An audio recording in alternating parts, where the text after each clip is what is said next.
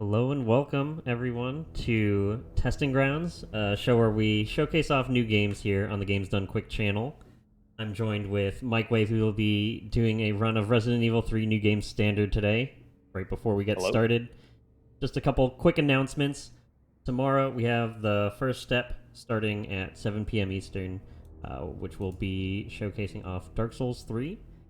And just a reminder for everyone, subscription and bit revenue for the month of June on the Game Done Quick channel will be donated to the NAACP Legal Defense Fund.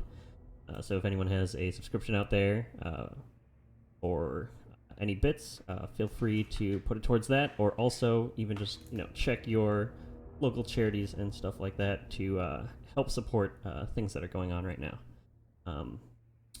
Yeah, at any rate, Mike is joined by Maxi and Waifu as well. So, Mike, what do we have going on here? Today we're going to be doing a new game standard run. So we're just going to be doing a playthrough of the game, or a speed run of the game, rather, on the standard difficulty. And basically what that entails is that we're not using any new game plus items. So none of the items you would unlock after beating the game, like any of the coins or infinite weapons, like the infinite assault rifle or infinite rocket launcher, just whatever the game gives us, as is typical for like new game rules. And we're also going to be going over, I guess, a couple of tech for the game, or a little bit of tech for the game. This game hasn't been like super optimized yet or anything like that, but we have come up with like some ways to use the mechanics to go a little bit faster than normal, as well as abusing the timer in some spots, which we are not going to be doing for this marathon because it is going to be timed RTA. So should we just go ahead and get started right now, Yep. or? Yeah, you can start showing off that tech, Oh and yeah. then yeah. All right, so I'm going to go ahead and load a save right here. So I should go ahead and introduce everyone to what the main tech of the game is. So like RE2 Remake, going up and down stairs is kind of slow, as you can see. Like, you see how the characters like kind of walk every single step, and it's kind of slow. So this is something that was in RE2 Remake, and it's here as well. So if we're going up and down stairs, something you're going to see me doing a lot is we're going to be aiming periodically while going up and down stairs to kind of cancel that animation and kind of glide along the stairs, which we call stair skating. It's kind of a term we borrowed from Resident Evil 1 Remake, which also had kind of a similar mechanic, or like a exploit. I don't know what you would call it, but this is what it looks like right here. This is quite a bit faster than, doing this. So Yeah, instead, we're basically just it going like loops the start of your run animation over and over again instead of using the stair walking animation. It's a little bit faster. yeah, we're going to be doing this on basically every single stairwell in the game, even if it's like kind of small. Like, it's like only like 3 or 4 steps. You're going to see me doing that anyways, because it's still faster. Yeah, and it's a And not it's a yeah, precise timing as well. It's not like mash super hard. Like in yeah, RE1 remake, the stair skating is the harder you mash, the faster you go, but you have to time it yeah, very well to get the most out of each aim. yeah. You have to like. It's kind of a rhythm that you got to get used to, kind of like that. And yeah, we're just going to be doing this throughout the entire run.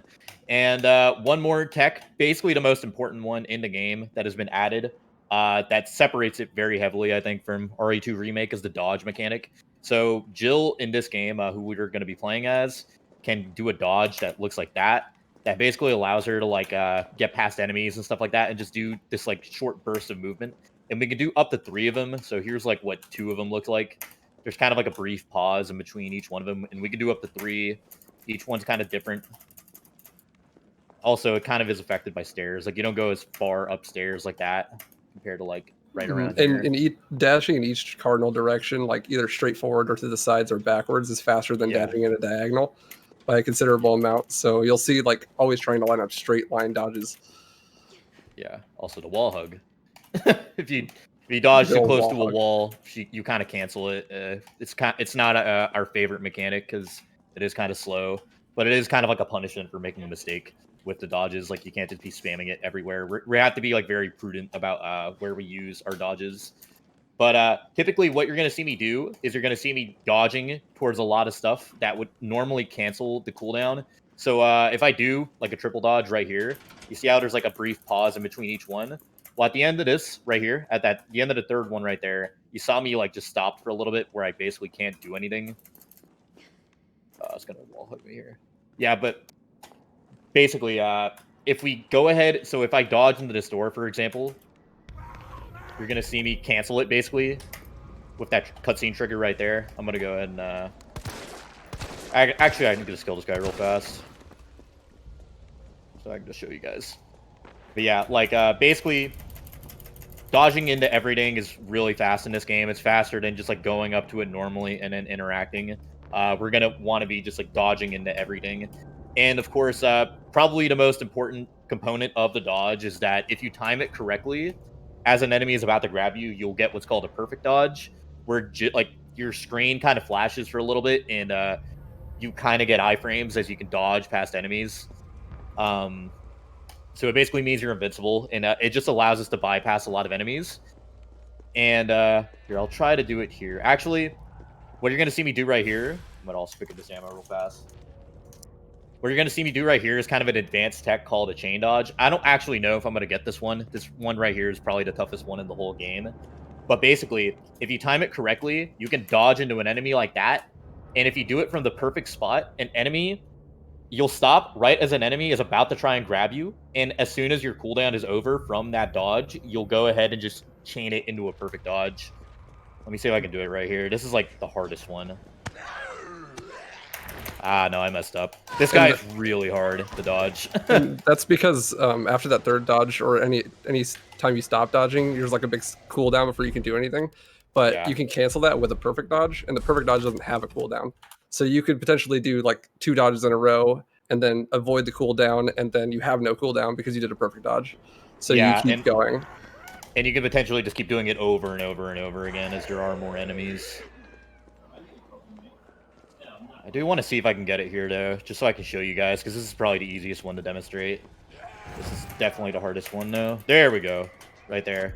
That was the perfect dodge. As you saw, I kind of, by doing a dodge, and then, like, as soon as he tried to grab me, I was able to go ahead and link it into a perfect dodge.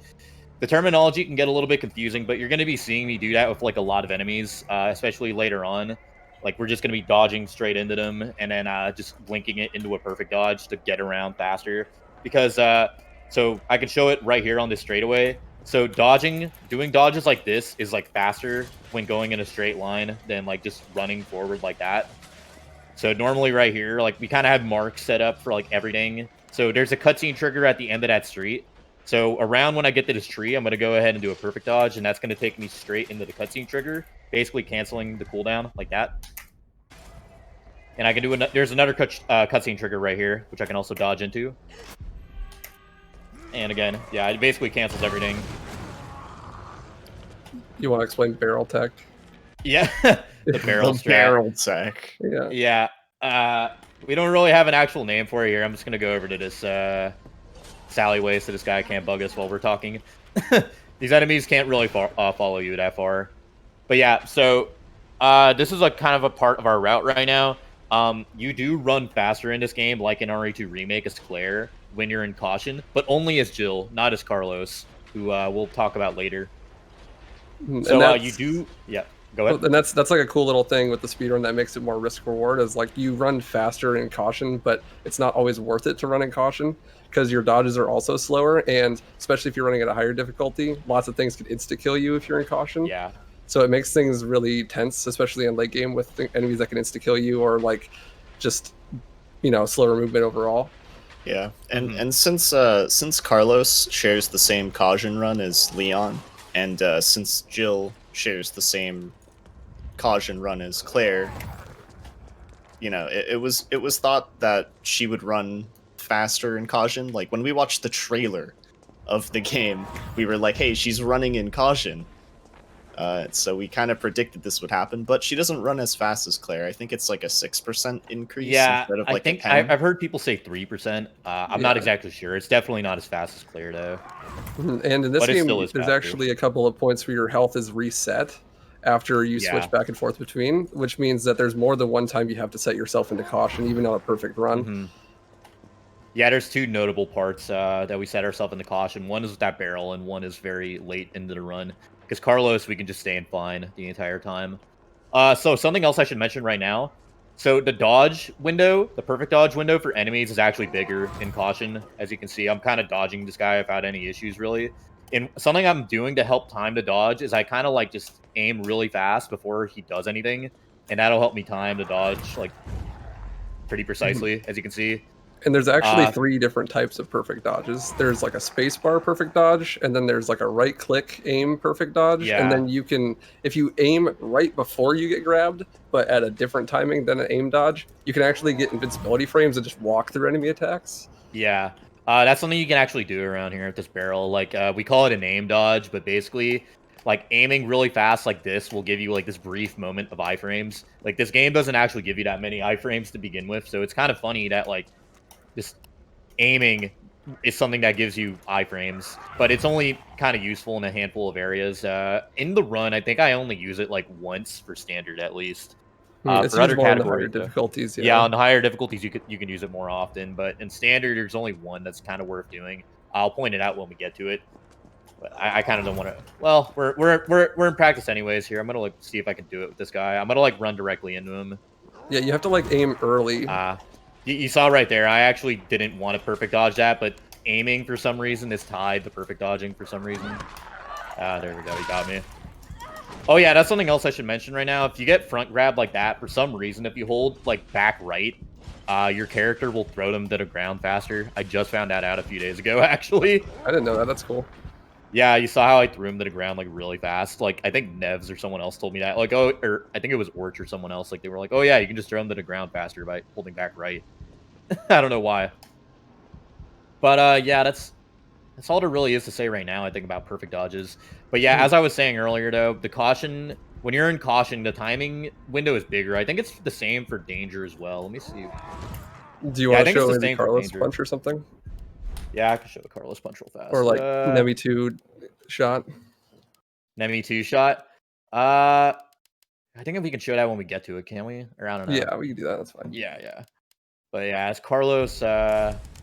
Yeah, Carlos doesn't have a dodge, but he has like a counter. It's basically like you can do a shoulder charge, which if you do early, you can use to stun enemies. And if you time it correctly, he does this sick Falcon punch. Yeah, so instead of a dodge, Carlos has like this shoulder bash right here, which is actually pretty useful. It's not as good as the as Jill's dodge. Like Jill's dodge is straight up overpowered, I think. But the shoulder bash has its uses. So not only can you punch enemies, but we can use it to like get the area slightly faster. But also, if you shoulder bash into an enemy, even if you don't like perfectly time it, you'll still stun them, and then you can basically cancel the cooldown by aiming fast. So try and show it right here. I don't think I've ever punched this guy. The timing is really, really weird for the punch. It's like super early. Yeah. This guy have the floppy legs. Okay. There's a guy right here. Let me see if I can get it on him. Come here, bud. There we go. Like that. That's what it looks like, though. You can basically punch everything in this game. As you can see right there, I can just, like, shoulder bash into him, and that'll just, like, keep stunning him. Like, so if I get stunned right here by this guy, I can just, like, shoulder bash him as well. It just kind of lets you count, like, it lets you get past a lot of enemies, similar to Jill, but in a different way. Ah, you got me. And much like Jill, there's a small time period where if you either do it too early or too late, you're going to get grabbed. Yeah. It seems like Carlos is like, it seems like his window of opportunity is smaller than Jill's. That's just how it feels. Yeah, that's how it feels. Like I always get grabbed. Yeah, so here, I'll go in here real fast. So I do think so. Jill and Fine, like, which is like full health basically, for some reason, like the dodge window is just way smaller than Caution and Danger. And I think that was put in intentionally by the devs. This is just me speculating. I think it was put in there just so the game wouldn't feel too unfair to the player if like they messed up a dodge or something like that and they're on low health. They didn't want the player to be punished too heavily. So like if you're running around in like Caution, I guess they want like, okay, like it'll just be easier to dodge stuff. But that's not true for Carlos though. Carlos, I think the timing is the same for every health state basically. Yeah, but yeah, you can use the shoulder punch, shoulder bash to kind of like get past enemies and stuff like that and go into triggers. So right here is a good example. I can shoulder bash this lady. I can probably... That was just kind of me exploiting how the enemies work in this game. So basically in this game, only one enemy can be aggro to you at once, basically. So if you see one enemy grabbing you, another enemy cannot grab you until that enemy is like fully done with their lunge animation. So we're gonna be exploiting that quite a bit in this game to get past like some rooms like that, for example. Especially as Carlos, it happens a lot. Yeah, especially as Carlos, it happens a lot as Carlos. Where like I'll just run past a group of enemies and try to bait out one enemy in a convenient spot. So then all the other zombies just are passive until that enemy is just fully done. And by the time that enemy's done, I am just like past the room basically. I don't know how much else much else there is to talk about. I don't know if we want to get started on a run here. Yeah, I think we're probably good. Yeah. Yeah, if you're good, then yeah. feel free to get the main back to thing the main to talk screen about. Yeah, the main thing to talk about is just the dodge mechanic. You're going to be seeing me do it a lot, especially as Jill. I'm going to be just dodging everywhere and basically every single trigger. I'm going to be dodging into enemies to get a perfect dodge off them. All of that because it's just faster than running. Yeah, and there's a lot of like very small things that we'll discuss over the course of the run. So I'm sorry. Did we want to count down by the way to yeah, the run? Yeah. All right. I'm sorry about that. A little too hasty. Mike's on that world record. Yeah. Yeah. All right. So right here, where we pick. Should I count it down? Yeah. All right. So starting on go. So 3, 2, 1, go. All right. So I'm gonna go ahead and skip all these cutscenes. The first few minutes of this game is basically like a kind of an auto scroller, just a very scripted, like cutscene heavy, like hold W type simulator. We're gonna be going around Jill's apartment. Things seem okay, except we hear sirens outside. Something's not right. Yeah, it's in first person. Yeah, she keeps leaving her faucet on for some reason. Yeah, we call this like the RE7 simulator. I think sometimes. The game's like debated. It's RE7. Wait, never mind. Yeah, it's the third person. Yeah, when I loaded up the game for the first time, I was like, "Wait, what's going on?" All right, so I did let that cutscene play for a little bit. So Jill is basically being chased around by Nemesis, who is like this giant bioweapon. He's not a zombie. He's kind of just like this giant sentient being with a parasite inside him that is just programmed to kill all STARS members. And that includes Jill, who is one of the last in Raccoon City where the game takes place. So something else I should explain right now, for those who played RE2, this game does take place about a day before RE2, actually. And then later on, there's going to be a time skip. And then after that, the game is going to be taking place, like, I think a day after RE2. So the game takes place before and after, like, all the events from RE2 happen, basically. Yeah, and another thing to explain here is, like, this game is timed on IGT, or the in-game timer. And the cutscenes in-game don't actually count towards the in-game timer. Obviously, we're not running for in-game, so we want to skip them fast just to get them over with, but he doesn't want to skip the cutscenes as fast as possible most of the time, because often Jill is still being oriented and the camera's being adjusted while cutscenes are playing. So like that very first one, if he skipped it immediately, he would end up running into a wall because the camera hasn't turned all the way around yet. Yeah, that's the phone call cutscene. You always want to let that one play for a little bit, because otherwise you just don't know where Jill is going to be positioned at all, kind of, and you'll lose like 2 or 3 seconds, actually. A lot of these cutscenes, though, we can skip instantly. So you're going to see me do a trick right here. I'm going to go ahead and open up my inventory to skip this. There we go.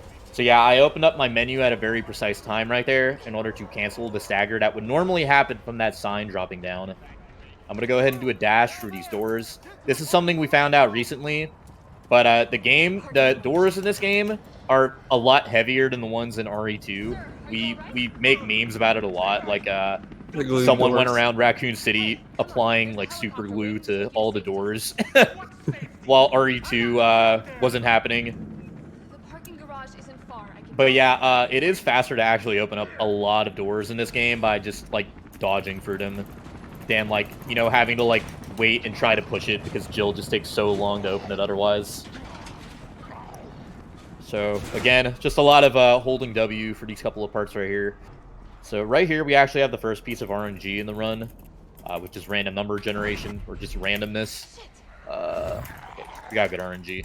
So yeah, like either the guy on the ground or the guy to the left can try to grab Jill, and the guy to the left grabbing Jill is a little bit faster there for that perfect dodge. You can actually manipulate that on higher difficulties. I don't know if it works on standard, but definitely on Nightmare. If you let the whole cutscene play, the dude on the left will never dodge, or he'll never try to grab you. Like, it just for some reason, watching the whole cutscene sets them up in a way that the dude on the left never aggroes. Yeah. But yeah, just a lot of script in this. I think that works on all difficulties. Letting the cutscene play completely for the guy on the ground. Yeah, and that would not lose any time if you're doing runs because it's timed on in-game. So you watch the whole cutscene, it loses you 10 seconds in real time, but you potentially would save like 1 or 2. Yeah.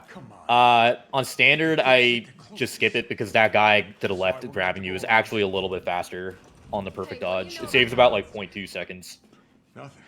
If that guy does try to grab you instead of the guy on the floor. But I'm guessing on the higher difficulties because the guy on the left is like a lot faster, probably. Yeah, if on the higher difficulties, if the dude on the left lunges, then the dude on the right also lunges, and you have to perfect dodge both of them, which is not only slower, but way scarier. Are you kidding me? Are you Just fucking Carlos is giving us the lowdown on what's happening. He just saved us from Nemesis. You don't have to trust me, but I'm going to the shelter. And he's taking us down to the shelter here. Alright, he almost pushed me out of the way. That would not have been good. Okay. Then nearly 5 minutes in, the run actually starts. Yeah, this is like where the run actually starts, as we like to call it. A lot of people like to do no apartment percent as a meme, kind of. Yeah, so that's Mike wanted to be in front of Carlos that whole time, because if you're behind Carlos when he opens that door, you actually lose like 4 seconds or something like that. Yeah, because you just can't get through the door at all until he's like finished doing his spiel. So something else you saw me do right there, that is like kind of a minor thing, but if you like swivel your camera around a lot while you're doing the third dodge up and down stairs, I'm gonna go ahead and grab these two over for safety, by the way. If you do that like mouse swivel while you're like going upstairs on the third dodge, you will go up a little bit faster actually. Like you'll save like 0.2, 0.3 seconds doing that. Oh, actually. I thought you were just memeing. I thought you were just tossing the camera for fun. I'm just trying. Yeah, I'm just trying to break my hand doing that all the time. You know. It's better than running RE1 remake. Yeah. Hey, door skip. Come on. Door skip, yeah. Yeah, door skip, the superior category. Tipo. All right. Oh, why am I in? Oh, you know what happened? I think me grabbing both the herbs put my D. Yeah. Okay, that's something else we should probably talk about, by the way. Difficulty adjustments. Difficulty. Yeah, the best mechanic in this game. So dynamic difficulty is a thing in quite a few games, but Resident Evil games, it started with RE4. Yeah. And RE4's difficulty, like it's completely fair. In this game, it isn't really completely fair. No. In RE2 remake, I would say it was a little bit more fair, but because the perfect dodge was introduced in this game, let's say every single rank is differentiated by 1,000 points. So if you were at 7,000, you'd be at rank 7, and then you would take 1,000 difficulty adjustment points to get to rank 8. And a perfect dodge acquires 200 points. Yeah. So that completely messes up everything, because by the time you're done with Raccoon City, if you're actually playing well with perfect dodges, this is really bad RNG I'm getting actually. It's okay, you're just manipulating DA. Yeah, definitely. So all these bites he's taking, that'll lower your difficulty, but I don't really know by how much. I think it depends on what your DA is currently, because it's based on damage. So basically, like every 1,000 DA, you get another effect, and like it adds a damage multiplier to your own damage and to enemy damage, and how much damage you take and stuff. So, like at the beginning of the game, you start with it's like 5,500 or something. But because he grabbed those herbs, he knocked his DA just high enough to get to 6,000. And that caused the barrel to do enough damage to knock him into danger instead of caution. So if he didn't grab those herbs, he would have knocked into caution, which is ideal because you run faster in caution. So the setup is to shoot the barrel, kill the enemies with the barrel, and that puts you into caution. I think we're good. Okay. The dogs here are pretty scary. Dogs are definitely free in this game. every single rank of difficulty adjustment is just slightly different until, like, I would say the difference between rank 7 to rank 9 is when you start seeing some Invalid really run. weird stuff happen. Like zombies will double lunge once you get to a certain rank. Yeah, I and- think that's rank 7 when that happens, actually. Yeah, and yeah, then the zombies once you get to like higher ranks than that, that means you're on a different difficulty. I don't think you can get higher than I think 9's the cap. 999. Yeah. Yeah, 8's the cap on standard. The higher difficulties actually just use the same DA scale, but it is set at different points. For example, Right. like Inferno starts at 11 and can go up to 19, whereas standard starts at 7 and ends at 9, I think. And Nightmare is locked at 10. We're doing a little bit of menuing there. All right, so right here we have what is probably the most random part of the run. I think that's what a lot of runners would refer to it as. This is the drain demo section. So we're here to basically reactivate power to the substation so we can power up the subway, which Carlos and the gang are in right now. But we have to deal with these bugs, which like to hit us. They couldn't put me in the... I think my DA is very low right now. But yeah, you took like And 3 bites, so it's super low. Yeah. But yeah, DA is the term we're going to be using to refer to difficulty. It basically stands for difficulty adjustment. But yeah, these bugs are definitely the most random part of the entire run, basically. Like, a lot of runs just die here. Yeah, and that's especially because you want to be running a caution at all times, and there's a cutscene that infects you with a poison that you have to heal out of, or you'll basically just be super slow. So you spend all this time to set up caution speed, and then you immediately lose it here, and then you have to set it up again. So, like, unless you have like a very specific amount of HP, you'll heal into fine, and then you have to take a hit to go back into caution. Yeah, so I did want to get hit by that one bug at that breaker. I do want to go back into caution as soon as possible. All right. But obviously there's not like any insanely consistent setups to take damage here because they are so random. There is like a couple of things that you can do, but for the most part, you just pray that they hit you. I've definitely had a few runs where you get to the end and you're like, wow, that was so good. It was actually too good. I didn't get hit. Yeah. The run's dead. A problem we're having on standard now is we actually don't end up using all our handgun ammo, which we want to use to free up inventory slots, basically. So, like, if our Deimos is too good, we just don't shoot any of them. We do, like, pacifist strats, we're calling them, where you don't shoot any of them, and then you just end up with too much handgun ammo for later, where it just screws up your inventory. So I did do an aim dodge right there, actually. There is a scripted stagger that is supposed to happen right there, but if you do an aim dodge, like, on the very right line, you won't get staggered by it. And also, he had a radio call from Carlos there earlier that he went ahead and skipped. But if you were watching like actual world record or PB attempts, you wouldn't skip those radio calls because they're actually not on the in-game timer. So the ideal strat when you're going for the lowest in-game time is to listen to the entire call as far as you can, because basically you have to travel for like 20 to 30 seconds for totally free and it loses no time.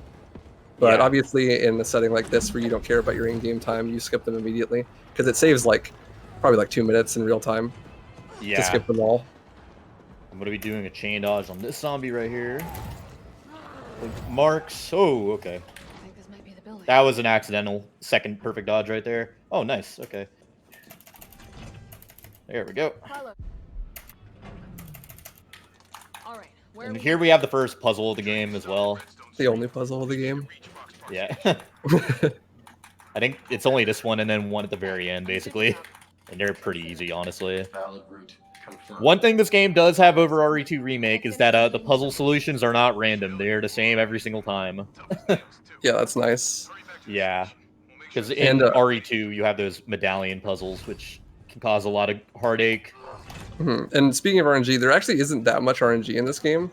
Most of the RNG is almost over already, actually. Once you get into the sewers, then it's pretty much, there's like very little RNG from then on out until the very end of the game.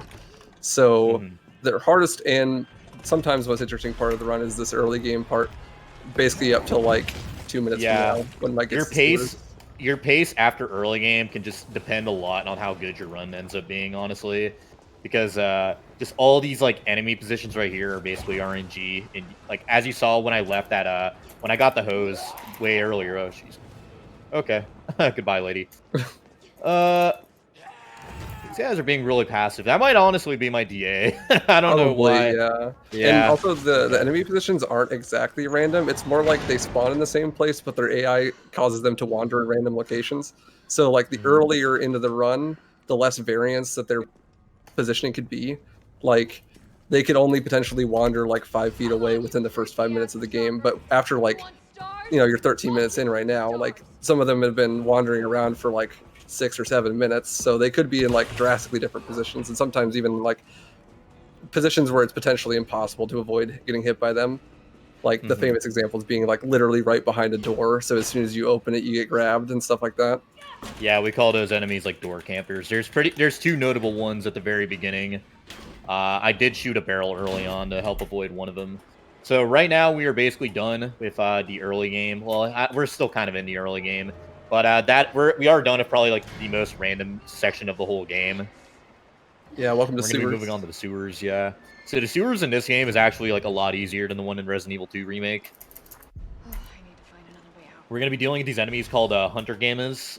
They're like these white like bipedal frog things which can eat you. They have a one-shot mechanic, but thanks to perfect dodging, we're gonna be able to get past most of them pretty easily, actually. Yeah, the Unless I Alaskan mess up. bullworms. Yeah, Alaskan bullworm. Yeah. I'm definitely So also you're seeing me pick up these grenades. I'm gonna pick up 2 of them for a boss later on. The knife was nerfed pretty heavily in this game, coming from Resident Evil 2 Remake. Like if you watched any like Resident Evil 2 speedruns, you got to see like how drastically broken the knife was. You could just shred every boss with it basically. In this game, the knife is pretty useless, but grenades, on the other hand, are very, very powerful for some reason. Like, against most enemies, at least. Well, Including, specifically Nemi 1, yeah, it's like Yeah. stupid powerful against Nemi 1. yeah, the boss coming up is just very, very susceptible to nades. We can just kill him really, really fast with them. So I went ahead and just, on our route, picked up 2 of them. Which we're going to be using there. I'm going to go ahead and do some dodges to get past the spawn of that Hunter Gamma. Normally, as you see, you get staggered by it. If you do a line correctly there, you can just get past him. Yeah, see if I this can used get to be a huge run killer for a lot of runners, but it turns out that with like some of the newer strats, and even if you use safety strats, they're some of the most consistent things to dodge in the entire game because their attack Yeah. animations are always the same. Like It's always every in the same time. spot, too, usually. It's Yeah. not like normal zombies. Okay. So as you're seeing, I'm doing some movement here to avoid these staggers so we can get past these guys as cleanly as Yeah. possible. The sewers, like, they aren't super difficult, but you do have to be precise. Like, you have to Yeah. practice. You have to Very practice the punishing. sewers. That one dodge you saw me do to the ladder where I just went past that one Hunter Gamma is actually a lot tougher than it looks. Yeah, that one's There's totally a lot new of top too. That's a runners new who don't strat. even do it yet, actually. I'm surprised you went for that one. That one's kind of scary. Yeah, I've gotten that one pretty consistently recently. I've found a pretty consistent line for it, but it is very, very scary though. So here, our good friend is going to show up again. This time he has a flamethrower, so we're going to run into this building and basically make our way to the first boss fight of the game. It's real friendly. Just So grab this- you by the face, help you out. Yeah. This Right is here, the you're gonna only see- staircase that you don't stair skate Yeah, up. you don't stair skate on. It's just like a normal ramp for some reason. Yeah, if you do So this this heart line makes past it a that ramp. zombie, can't get you. Yeah, this whole section right here is basically going to be a lot of like very precise movement. As you can see, just a lot of stair skating. I'm going to be turning my camera and then aiming. In RE4, we have a similar mechanic to that we call quick turning. I don't know what we would call it in this game. Yeah, it's quick turning basically. Yeah, it's basically like quick turning. I'm going to do it here again. Just turning my camera and then aiming to instantly turn Jill. And once I we just call climb it to- like aim turning. yeah, Aim turning, yeah. once we get to the top of this tower, we're gonna be facing Nemi for the first time as an actual boss fight. Yeah. And this fight is really weird. It's like really easy. Like at least in my opinion, like even casually, it's pretty Yeah. simple. But It's he has definitely the these easiest boss really fight. weird invincibility frame sections. Like very, very particular about when you can actually do damage to this boss. Yeah, so what you're gonna see him do is toss a nade, and then, or no, in standard you use a pistol first, right? You pistol him a Yeah. bunch of times, and then He has So, like this really basically- long kneeling section where he's invincible. Basically, this boss has a ton of iframes while he's transitioning between phases. So I'm gonna. Oh, I got a crit. Nice. It's really good RNG. Here we go. Yeah. So that's the first phase so- done. So crits in this game, let's explain them now and get it over with. Yeah. Crits in this game are really weird. They don't make any sense when you fight Nemesis. When you fight zombies, they make perfect sense. You get a crit, a zombie's head will blow up, they'll die, they won't come back. By Nemi. But when you fight Nemesis, good job by the way, that was a good fight. Yeah. Thanks. When you fight Nemesis, crits can either be bad or good, and there's really no way of telling sometimes. Like when you fight Nemesis 1, the crit that Mike just got is actually good because that'll make the first phase that you saw after his tank blows up. That's the first phase. He goes into a second phase after that. If he gets a crit before that, that's good. But later, you're gonna see that when he fights Nemesis again, eventually. Crits are very bad. All crits from then on in the game when you fight Nemesis are bad, and they're not supposed to be bad. They're not supposed to be bad from like a dev point of view, probably, but they're really bad for the speedrun. Like if you watch any of my runs, you'll see me get very annoyed when I get crits on Nemi 2 and Nemi 3 because it just completely changes his AI, basically. And it barely does any extra damage as well. Yeah, it doesn't do any extra damage. And actually, if you have him in his like a spot where like his weak point is showing, if you get a crit on him when he's like lying on the floor like that, hold on, I didn't want to do a perfect dodge. Then it knocks him out of the weak point, and you lose out on like 18% instantly of gets his up, HP. and it just tanks your DPS basically. Oh, I just timed that. So yeah, crits are bad. Mostly, they're actually bad. That was like one of the only parts of the whole game where crits are good. Yeah, that crit shots. on Nemi 1 saves like 3 seconds or something like that. Like, if I were doing world record attempts, I would be ecstatic at getting that crit, kind of. Okay. So here we have Rocket Nemi. He's back with a rocket launcher this time. This part's kind of random. Alright, we're good now. I got him kind of stuck on a wall there. Funny enough, on higher difficulties, he will be more accurate and he'll shoot faster. But I swear, the only time I ever played the game on assisted, the first shot he does around that first corner where that zombie almost bit him, he hits you every time. Yeah, unassisted. I know people have told me that like him missing actually makes him harder to avoid. Well, like, I mean, it's so like, hard. Yeah. It's the classic, like, the game is, like, trying to be easy and inadvertently makes itself harder. Like, that happens a lot in Standard, where you have zombies that their aggression is actually so low that they become literally impossible to dodge, because by the time they finally notice that you're there, you're standing right next to them while you're trying to run past them, and they just immediately grab you without giving you any time to dodge. Whereas on a higher difficulty, they'd aggro earlier, and you'd have way more time to know that they're going to attack you and to be able to actually dodge it. Yeah, for some reason, just doing dodges on the assisted and standard is like actually way harder than on Inferno and stuff. Like, I've seen a lot of Inferno runners like try to move over to standard, and they're like, I can't dodge anything. It's like impossible, because on Inferno, like the dodge window is so huge because every enemy is so aggro. Yeah, and then when you move to it, even the difference between standard and hardcore is extremely noticeable, because I ran hardcore and I was able to dodge zombies like pretty easily, and then I switched to standard and it was the hardest thing ever.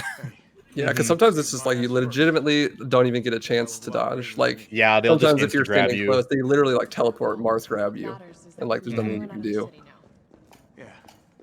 Yeah, we call it the melee Marth grab whenever like they kind of teleport and grab you, like, which they can usually do with backbites specifically.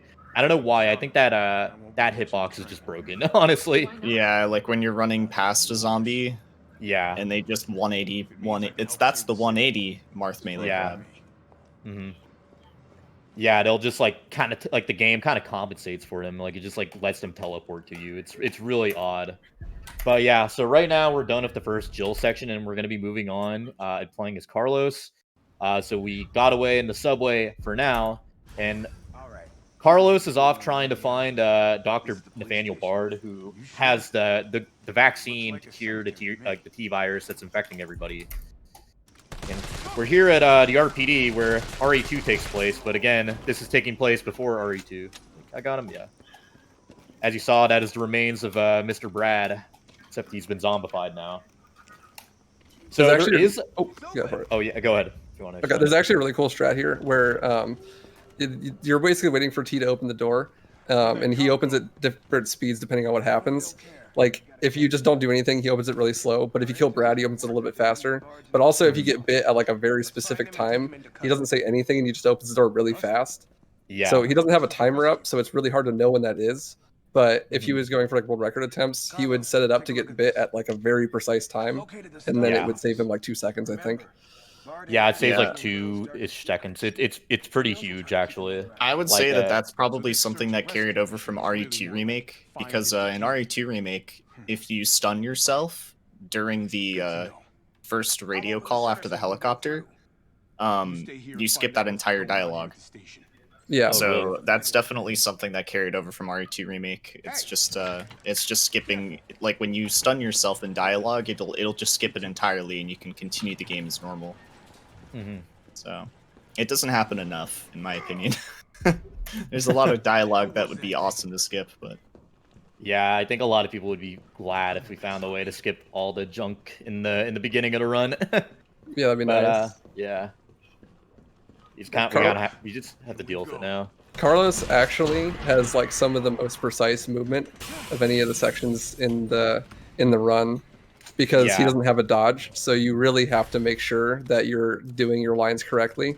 And worst case scenario, you have to pray that you hit a punch.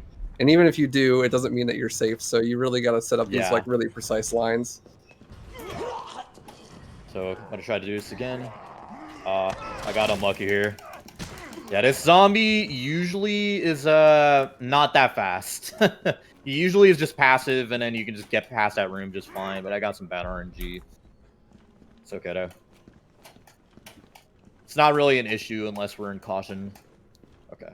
something gonna you'll go ahead notice is that Mike is gonna use the punching mechanic to get to those like radio calls a little bit faster.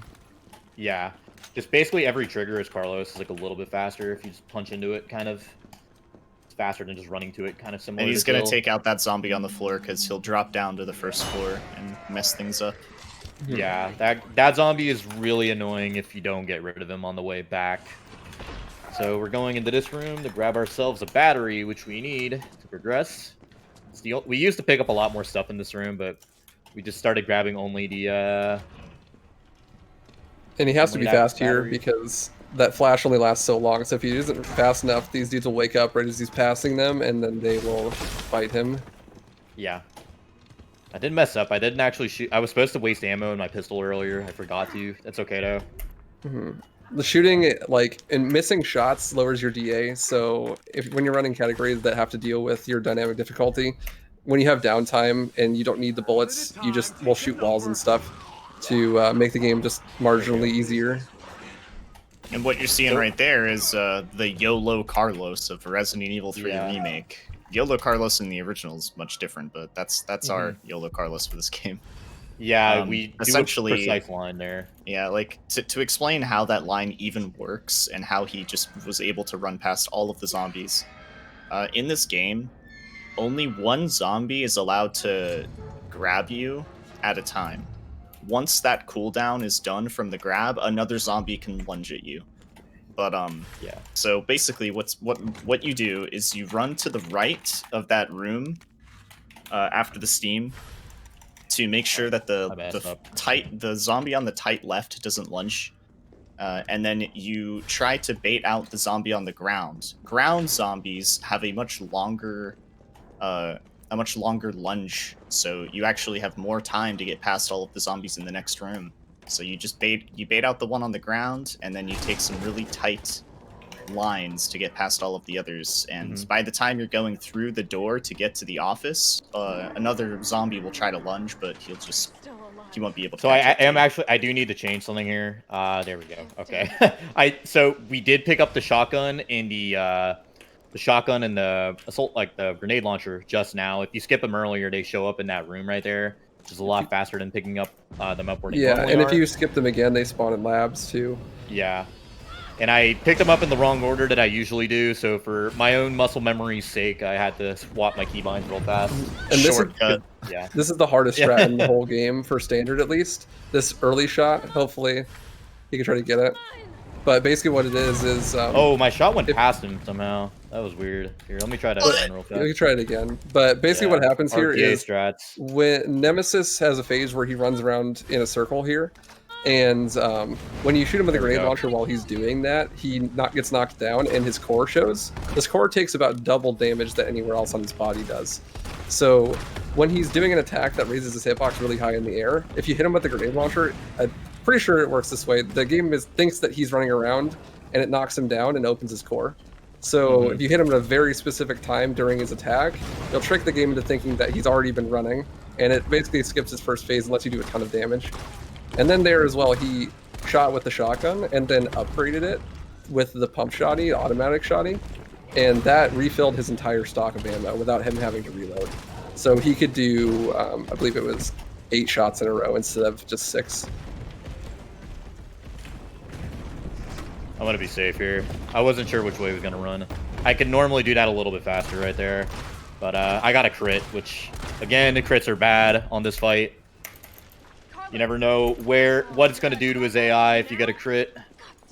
Yeah, so getting a crit there would be really bad because he does like this lurching back animation. Yeah. And if that happens, then your whole pattern is messed up. You can't like set up for a quick kill. If it happens when his core is out, then you lose all that extra damage. And then at that point, you basically are just doing a let's play, and you have to figure out how to kill the boss. Yeah, if you get a crit while he's on the floor, your run's basically dead. If you're like going for like a world record or something like that. And missing that initial shot that knocks him down, I believe this is like 10 to 15 seconds. Yeah, that's So also it's a run like killer. one of That's the a most very, important very strats common. in the whole run. That is a very, very common run killer, is missing the shot. Like, that's why I like to say that no run really starts until we're done with that boss back there. All right, so my item positions are going to be a little bit weird because of that handgun ammo. That's okay, though. You're going to see me killing these 2 enemies real fast. We're going to have to, like, basically backtrack here later on. So those 2 enemies that I killed tend to be the problematic ones. So we are killing them to make our way back like a little bit safer. That said, you tend to do that in every run, even if you're going for record. Like every top runner still kills those 2 enemies. Yeah, it's not a really, huge really time annoying. save to YOLO it, and like if you do, and you don't even know until like minutes later if you got the YOLO or not, because Yeah, it's just like so risky. it's better to just like take like a second or 2 to like kill those enemies, and then like you'll probably be good on the way back. All right, so we're in the hospital right now. Jill has been infected after that boss fight we just did. She has the virus coursing through her body, so we rescued her as Carlos. That is when the time skip took place, by the way. So like we are about a day or 2 later now. So the events of RE2 have transpired now, and like we're basically the last ones left in the city now, besides all these zombies.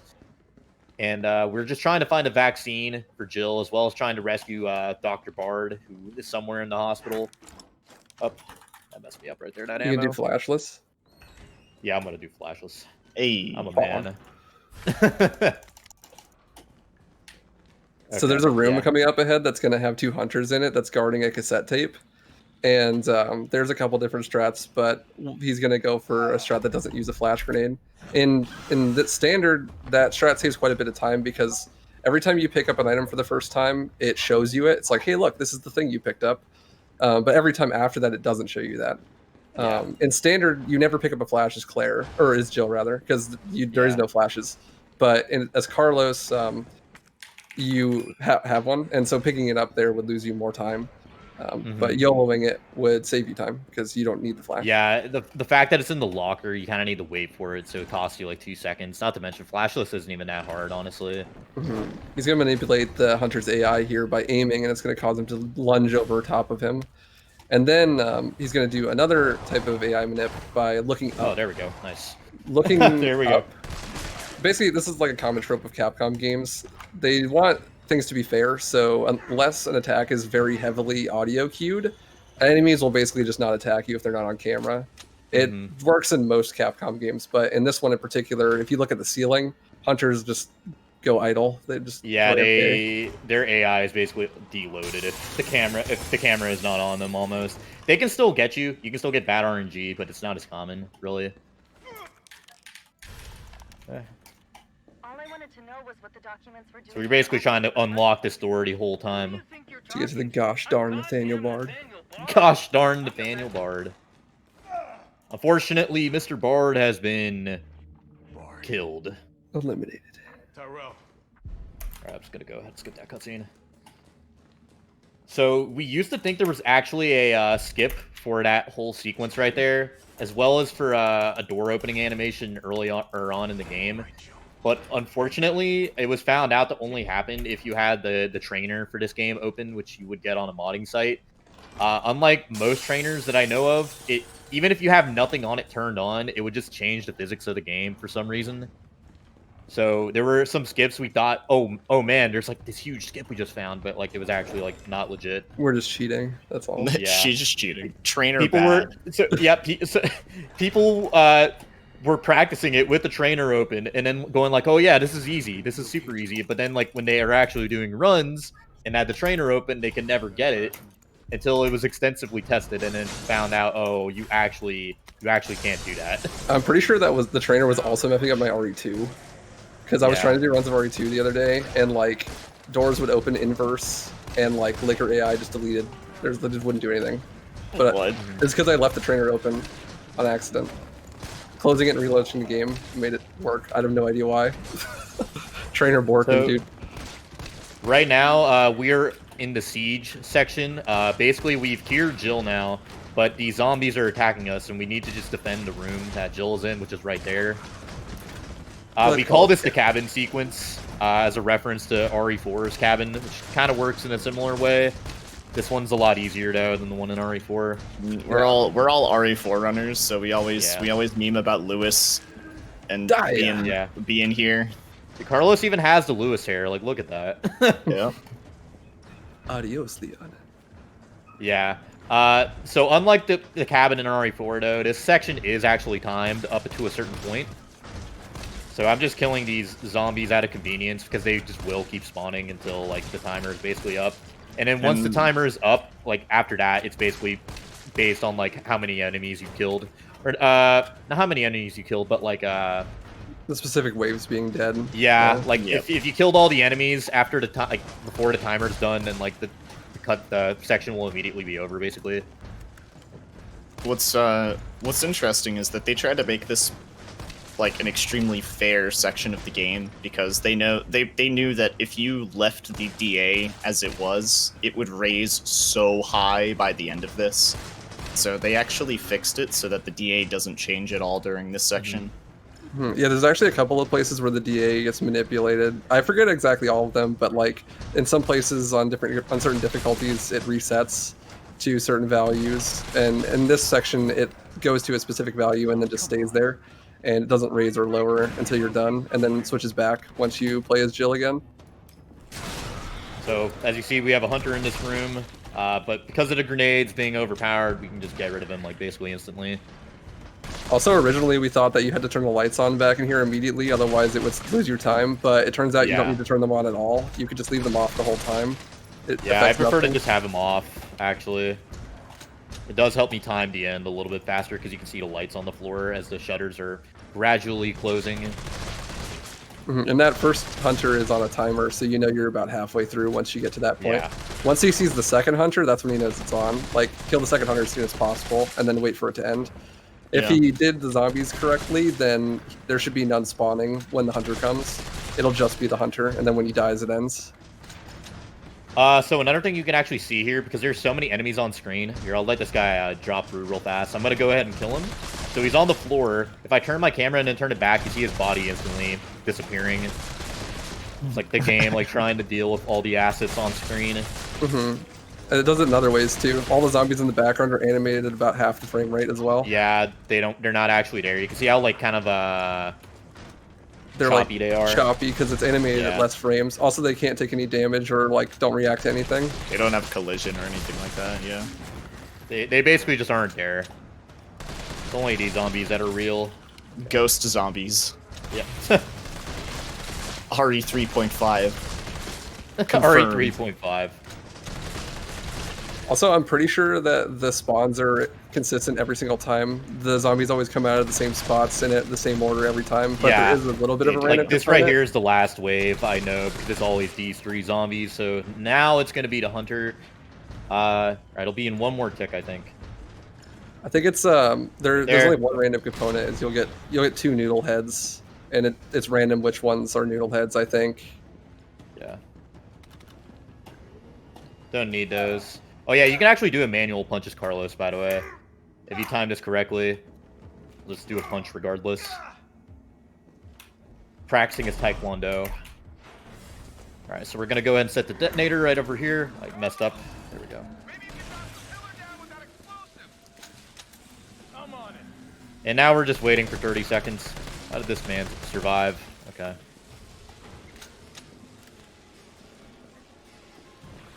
And then this is gonna be the last time we play as Carlos. We're gonna swap back over to Jill after this. So we can just go ahead and use all our ammo up, and it won't matter at all.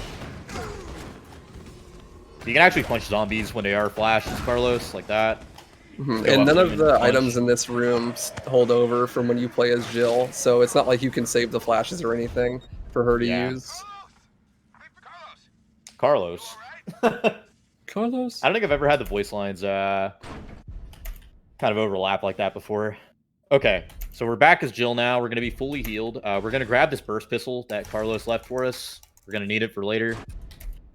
I'm going to go ahead and do a triple dodge to this door over here. All right, no fat zombie. And since we were playing as Carlos and we switched back to Jill, our health is now at full again, which means that our movement speed is slow again.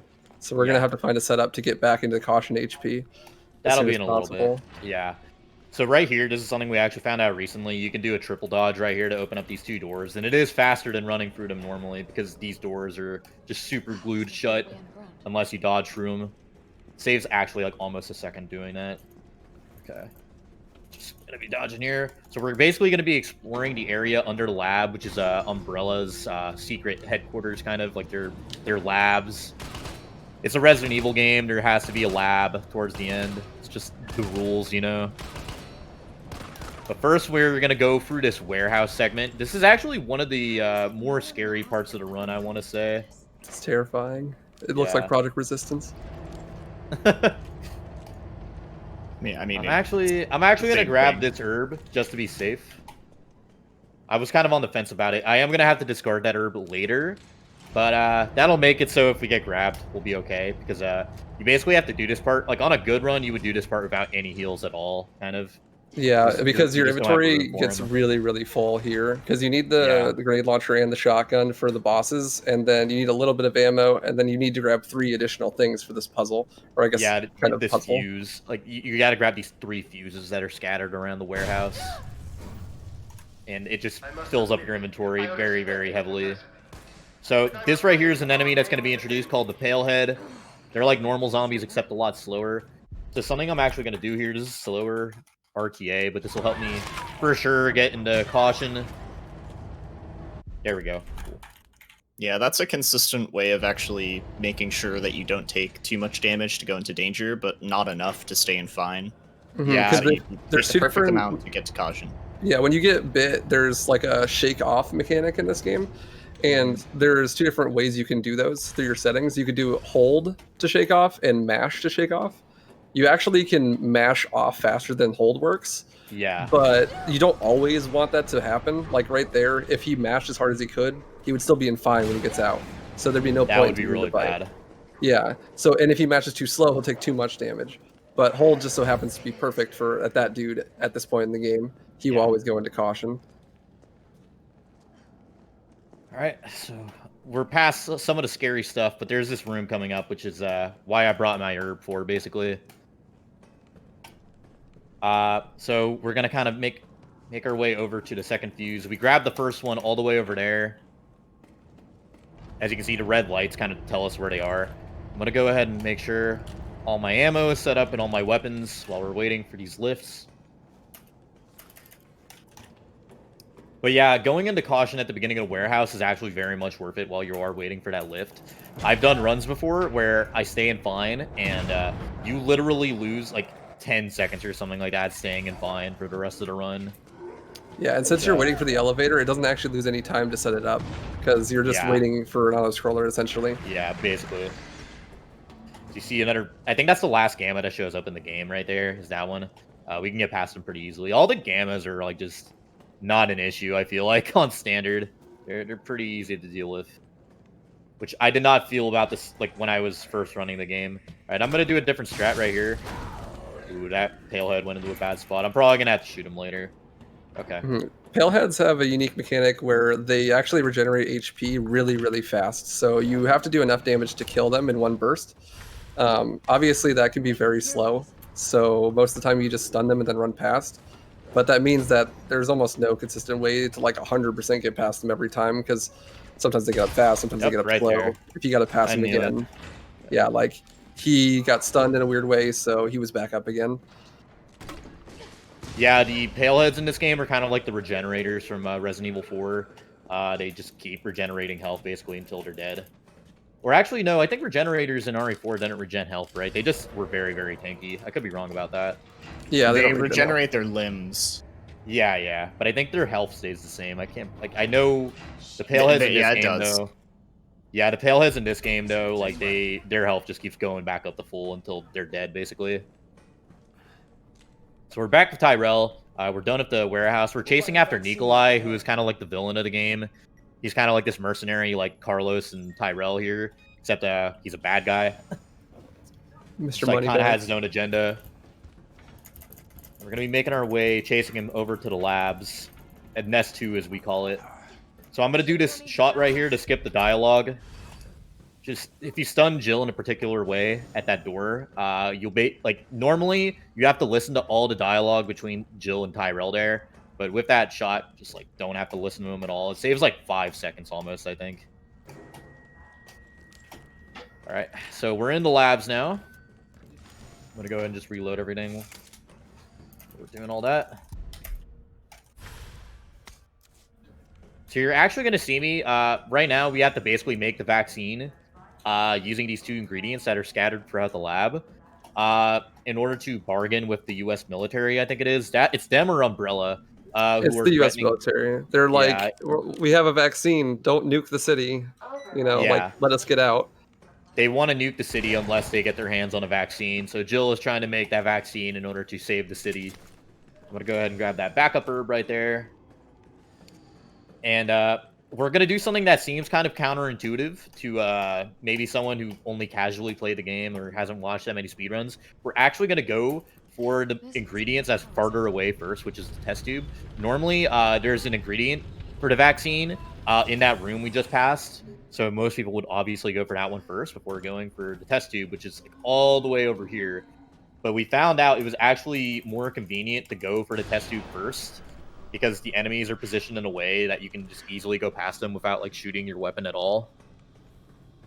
So as you can see, a lot of bad guys here. This doesn't look very good, but I don't think we're gonna have to deal with them. Worst room in the game right here. Yeah.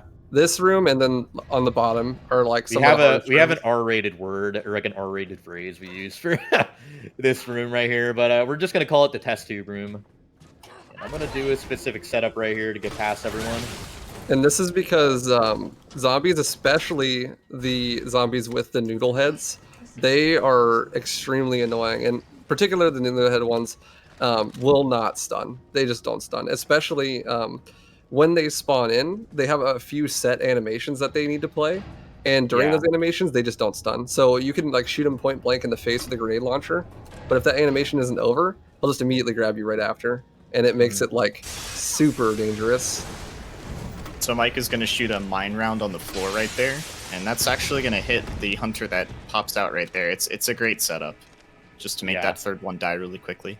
Because we shoot the mine round while we're waiting on the elevator, basically, so don't lose any time. Here, I'm gonna see if I can maybe yellow past these guys. It's gonna depend on the RNG I get. Should be able to here. Yeah, there we go.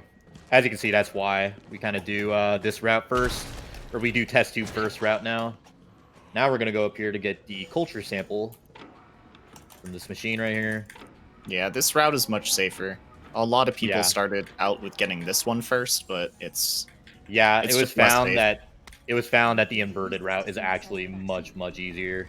And that's on standard. On Nightmare, it seems that it's actually easier the other direction because of the way the enemies are aligned. Yeah, the enemies spawn differently. Yeah, there's just different types of enemies based on like if you're playing on assisted through hardcore and then Nightmare and Inferno. All right, so I'm gonna go ahead and combine our vaccine here. So, funnily enough, this machine right here is actually faster in Japanese. So 2 seconds faster. Combine that. Yeah, this machine is actually faster in Japanese, like by about 2 seconds, due to the lack of a pause that there normally is, which I'm pretty sure was a dev oversight. And that makes it so we basically all have to run the game in Japanese when we're doing like serious like world record attempts because it's a 2-second time save. Unfortunately, we all kind of miss playing in English for this game. All right, so we're done with Nest 2. We got our vaccine, and Nemi's back. He didn't actually die. He's one of his claws got replaced with this giant tentacle since Jill chopped it off.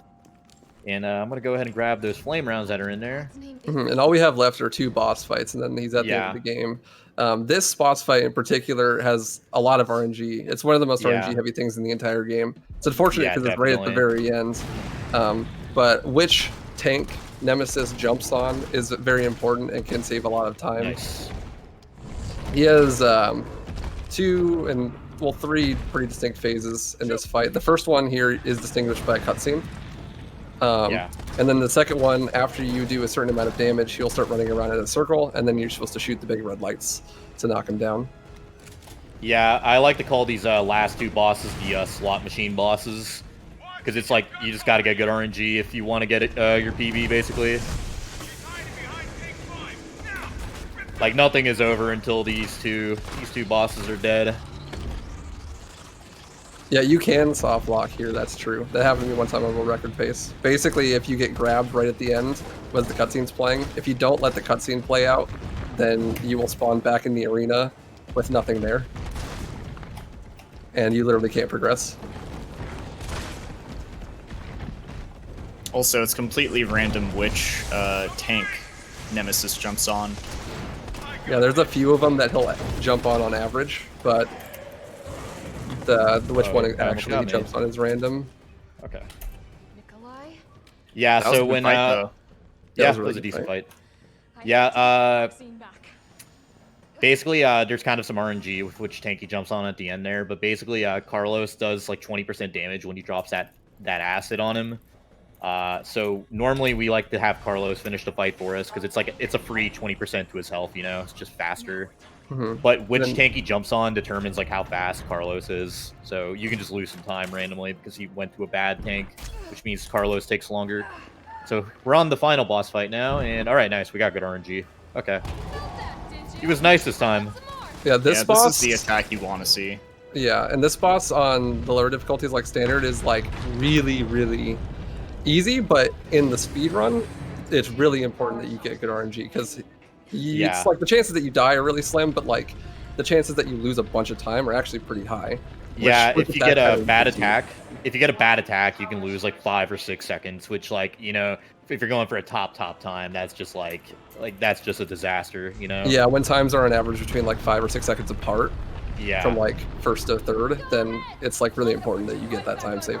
And it being right at the very end of the run is very unfortunate. But at least it's not like the hard difficulties where if you get bad RNG and you mess up, you could die and lose like a minute. Yeah, this boss is a completely different story on Nightmare and Inferno. He is by far the hardest boss on those 2 difficulties. In contrast to this difficulty where he's arguably the easiest one after Nemi 1. Yeah, for sure. And if you didn't know, we are doing a Nightmare run right after this one. Yeah, so you guys are going to be able to see what that looks like. Yeah. So I did skip Jill's new iconic line, unfortunately. We're trying to go fast here. So time will be coming up pretty shortly. It's going to be after I shoot Nikolai here on the helipad. That'll be time. The hardest part of the run. Yeah. If you you can actually lose your run here. If you miss the shot, like Nikolai will kill you and you lose like 15-20 seconds. I've seen it happen. Yeah. It's actually it a hasn't really happened. quick ending though. I think it's happened before actually to someone. It has to have happened. Yeah, it's never happened. I don't think it's happened to a record pace run yet, though. I can still catch him. All right, so we'll be coming up right about here. Let you guys know. So after this cutscene and time. There we go. And that right there is Resident Evil 3 New Game Standard. Nice. You guys Good enjoyed run. that? That's a pretty I good don't know. RTA, actually. Yeah, that was really good. Yeah. Yeah, 52-58 is what I have Oh, for nice. it. So, nice time, Mike. While we wrap up with this cutscene, where can people find you? They can find me over on my Twitch channel, which is twitch.tv/Mike__wave. It's the same for my Twitter handle, which is @Mike__wave. I stream almost every day, usually doing this game now, because I have the record. I'm tied for record right now, and I'm just trying to push the time even lower right now. Yeah, it seems like there are a lot of times in the standard category. Yeah, standard is 100 by far the exactly, it most looks competitive like. category for this game, so thus it is also the most optimized, I would want to say. It is. Yeah. Yeah, definitely.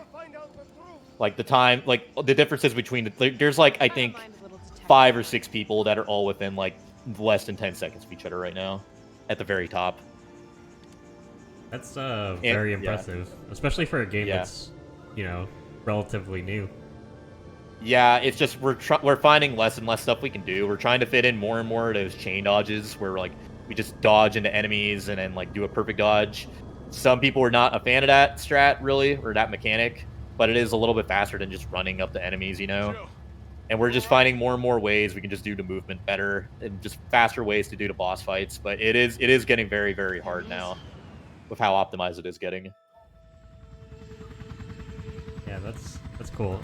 It's still cool that you've found stuff recently too. Again, like with a new game, you'll find stuff pretty much every day. Yeah, right now we're experimenting a lot with how dodges affect doors, because we're finding it's faster to do that than like just running, and as well as how the camera can be manipulated, because like basically everything in this game is kind of dictated by where the camera is facing. So you can usually pick stuff up faster or like interact with stuff faster if you turn it to like specific angles, which will save you a little bit of time, which when all added together, at the end. It's finally over. But yeah, we could not save Raccoon City, unfortunately, because Nikolai destroyed our vaccine. But Jill got away, along with Carlos. So, I don't know, maybe happy ending? I'm not sure. Yeah, well, It's just the classic Resident Evil ending, where they're like, hey, let's go take down Umbrella. Yeah. And they never do. And then it never happens, and then in RE4, they're like, oh yeah, Umbrella died, by the way. Yeah, we took down Umbrella. It happened off camera. who knows? We have a nightmare mode run coming up next. We'll see what happens there. We're just gonna take a quick break here, and we'll be right back. So, Waifu is going to be running that upcoming run. So stay tuned, everyone. We're going to be going to the ad break screen, and we will be back shortly.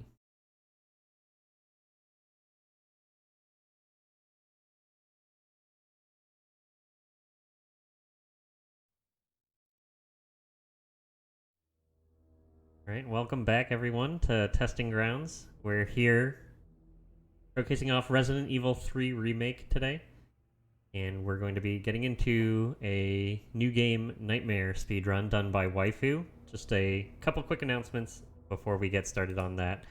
We have the first step tomorrow at 7 p.m. Eastern Time, where we're going to be showcasing off Dark Souls 3, and just a reminder for everyone, all the subscriptions and bits to the Games Done Quick channel will be donated to the NAACP Legal Defense Fund for the month of June. Yeah, so we are joined by the same crew from the last run. We have Waifu here going to be doing this run alongside MaxiLibs and Mike Wave. How are all of you doing after that last run? Feeling good. Yeah, feeling good. Hyped to show off what is my favorite category in this game. Yeah, so feel free to give us a countdown whenever you're ready, and we can get started. All right, I'll go on go. 3, 2, 1, go. So basically, if you just watch the standard run, this is a similar run, but This is on a different difficulty. This difficulty is called Nightmare. Now, this game has quite a few difficulties, Assisted being the easiest and Inferno being the hardest. But Nightmare is in this nice sweet spot right in the middle. The main differences between like Nightmare, Inferno, and Standard is between Standard. So there's like two different groups. There's Standard and Hardcore, and then there's Nightmare and Inferno. Nightmare and Inferno have different enemy arrangements. They give you different equipment. Items are in slightly different locations, and they're just overall harder. So the big difference here is going to be enemy placements and enemy AI, as well as the equipment that we get. This is because, like, right at the beginning of the game, where Mike got those herbs at the beginning, we're also going to be getting a Lightning Hawk, which is like this game's Desert Eagle. That's going to open up the routing to be like very interesting because we have a lot more firepower at our disposal right at the beginning.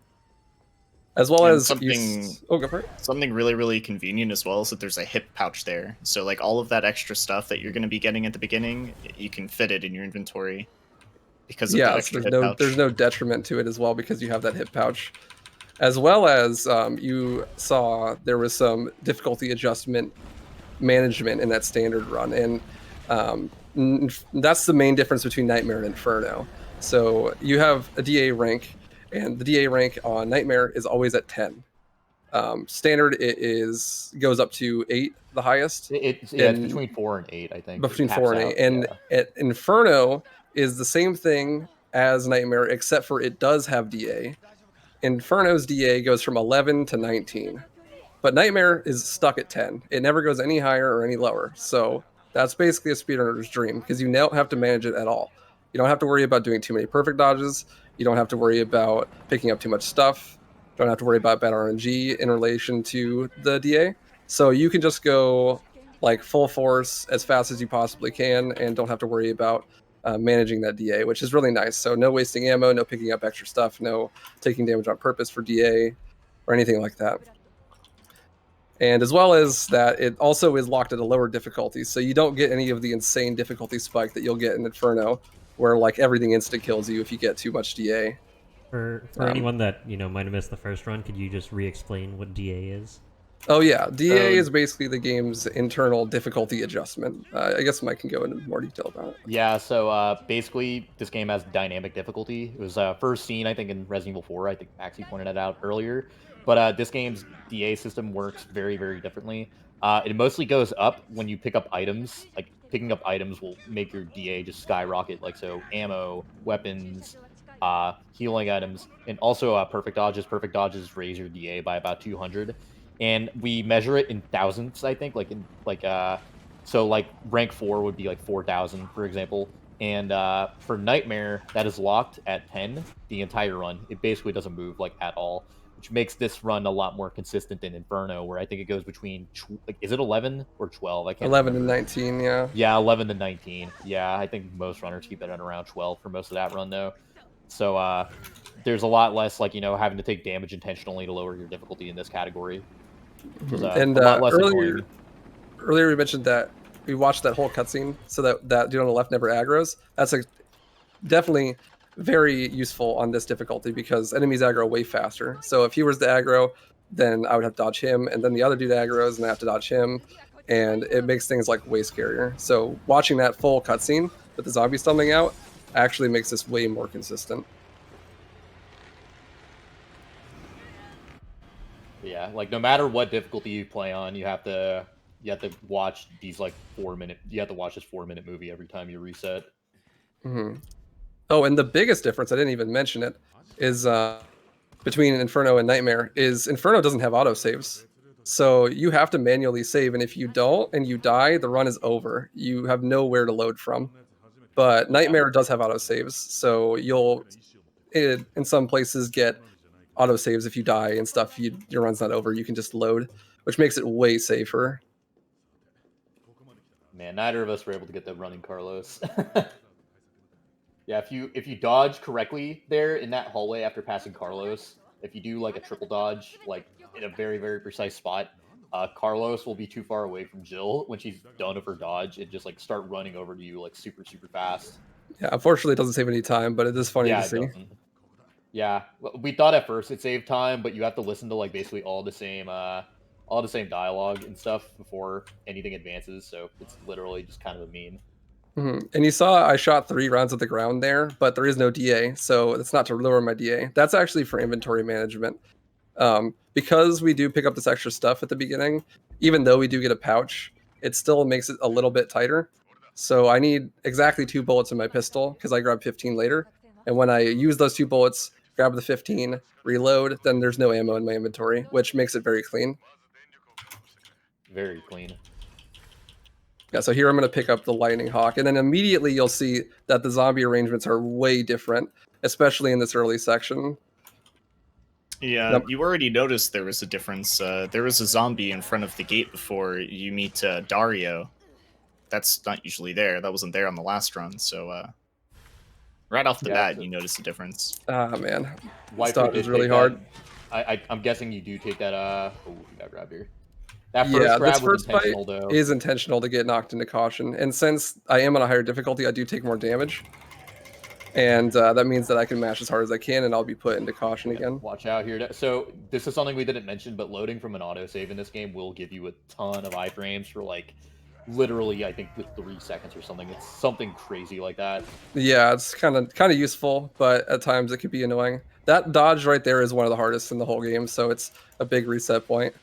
Yeah, the thing is, when you do that perfect dodge, the zombie that you pass, like the last one, will automatically double lunge. So if you don't go around that barrel soon enough, you will just get back grabbed. And you'll see there's also a little bit of different routing here. There's actually a zombie inside the donut shop blocking the door. So I have to go around the scaffolding, which is something you wouldn't see in standard. And then we get introduced to the noodlehead enemies way earlier. I'm going to basically pray that this noodlehead enemy here doesn't body block me, because sometimes on the stairs he just stands right in your way. Yeah, you're going to be seeing a lot of differences, especially early game with enemy placements. Like, they're very, very different compared to assisted through hardcore, where everything is basically the same, I think. I've never really tested assisted, but I do know standard and hardcore basically have, like, all the same enemy placements. Yeah, everything has the same enemy placements except for the difference between standard and Nightmare Inferno. This guy at the end of the hallway here, we call him Marks, isn't, like, guarding the hose. It's just there. But then I think a tentacle head pops out of that room instead. That's, like, scripted to happen. So, like, this man right here blocking the door, need to use the deagle on him, because otherwise there would be no fast way to get around him.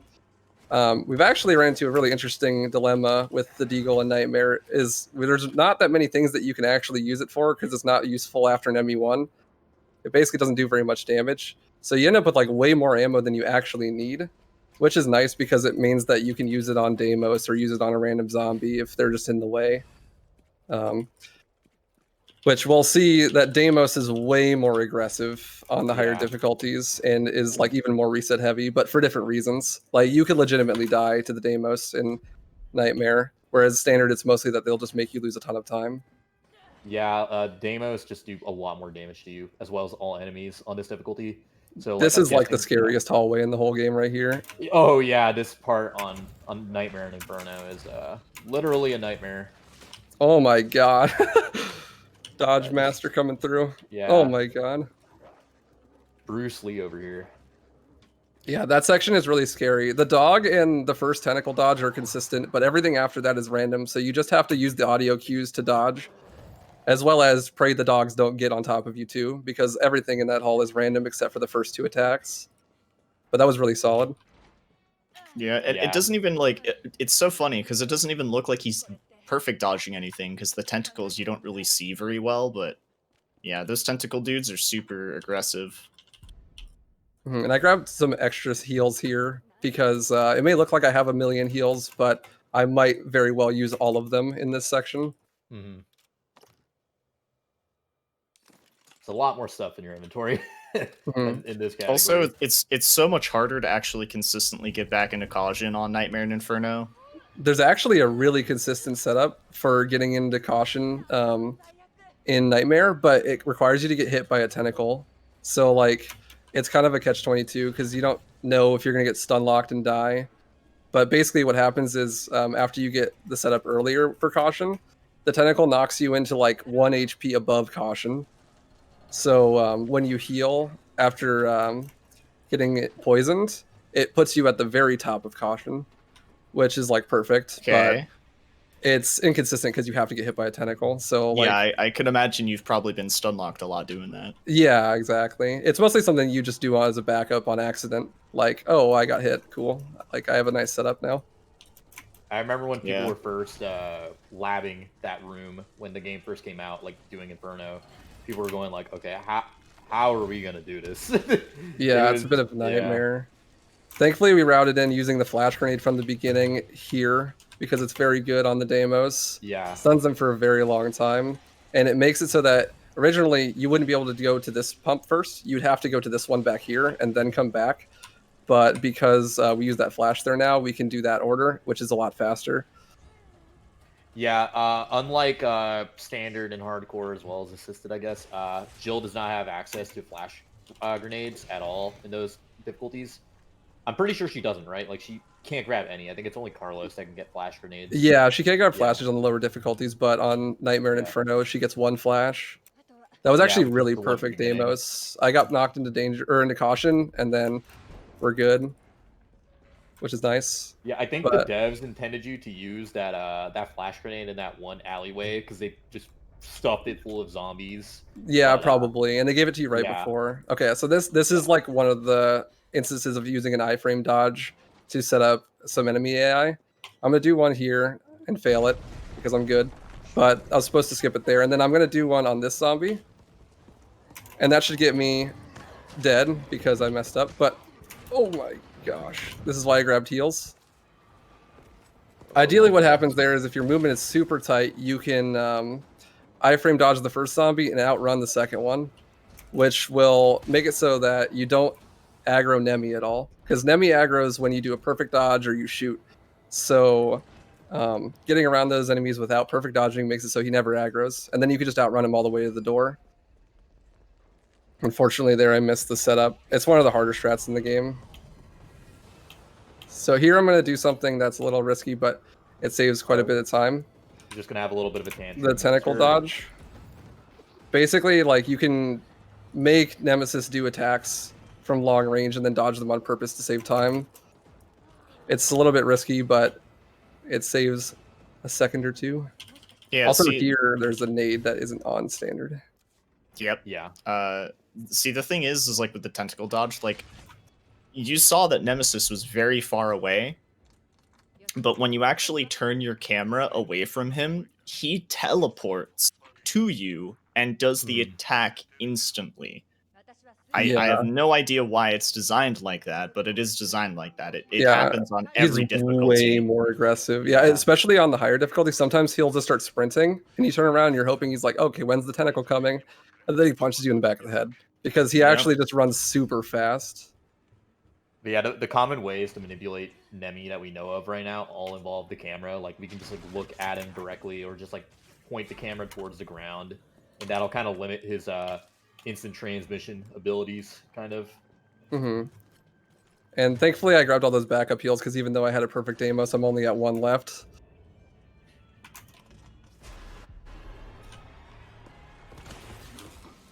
So here there is a bit of praying going on because Nemesis can jump in front of you in two different spots. Looking at the ground and causes him to not jump in front of you, but on the higher difficulties, he'll still do it sometimes. This door is where he'll jump in front of you the first time. That's good RNG if he jumps. He'll jump here if it's bad RNG, but if he doesn't, then it's good RNG. That's good. And I'm looking at the ground to have consistent places to set up those dodges because the attacks aren't random. They're actually fixed every time. So if your movement's correct, then you'll know exactly when to dodge and you don't even have to look. Which is good, because if you look up, Nemi will jump in front of you and ruin your life. Speaking of fixed things, I see there's a fixed FPS for this game. Is there any particular reason for that? I don't know if you yeah. wanted to explain that. You get that, I Maxie? mean, I guess I'll explain it. So, in Resident Evil 2 Remake, there was a problem with the knife registering multiple hits. The higher your FPS was. So on 60 you would get like 3 hits, and then on 120 you'd get like 6 each swing. And it made the game really, really broken. And in this game they kind of fixed that issue. But there's a separate FPS issue involved in this game where there's something called a timer bleed. And a timer bleed is when a cutscene is transitioning, and it's trying to load like it's trying to load before the cutscene. Like it's so hard to explain. It's basically like the loading screen is happening during the cutscene transitions, Yes, and the yeah. in-game timer runs during that time. And how long that takes depends on FPS. Oh, geez. So- and not only does it depend on FPS, but it also depends on just like some random weird generation, because you can get inconsistent loads even if you're on 120. So let's say that cutscene where he was avoiding Nemesis just then, let's say the timer bleed was 0.3 on one run, it could be 0.4 on the next run, and the FPS, it doesn't matter. So Just random, the honestly. 120 FPS limit is simply just to make it a little bit more fair for people who run on PC, because the difference between 60 FPS timer bleed and 120 FPS timer bleed can be anywhere between a half a second and a whole second. Yeah, so it It's, doesn't totally eliminate the pay to win aspect, but it definitely helps. So Yeah. We still don't fully understand how timer bleed works exactly, like Maxi was pointing out. Even if you're running on the exact same rig at the exact same FPS and don't drop any frames, like just while you're skipping cutscenes a lot, like you'll just randomly bleed more sometimes less. Like you never really know. It's just random. And we're beginning to think it might be due to processor as well, but we don't exactly know just yet. It's still something that's not really understood very well, but it is very frustrating though, because this is an issue that Resident Evil 2 timer did not have. So we're wondering why this game has that issue with its timer. Yeah, that seems like a pretty frustrating thing to happen. Yeah. Especially when you Yeah. can, lose dozens of seconds.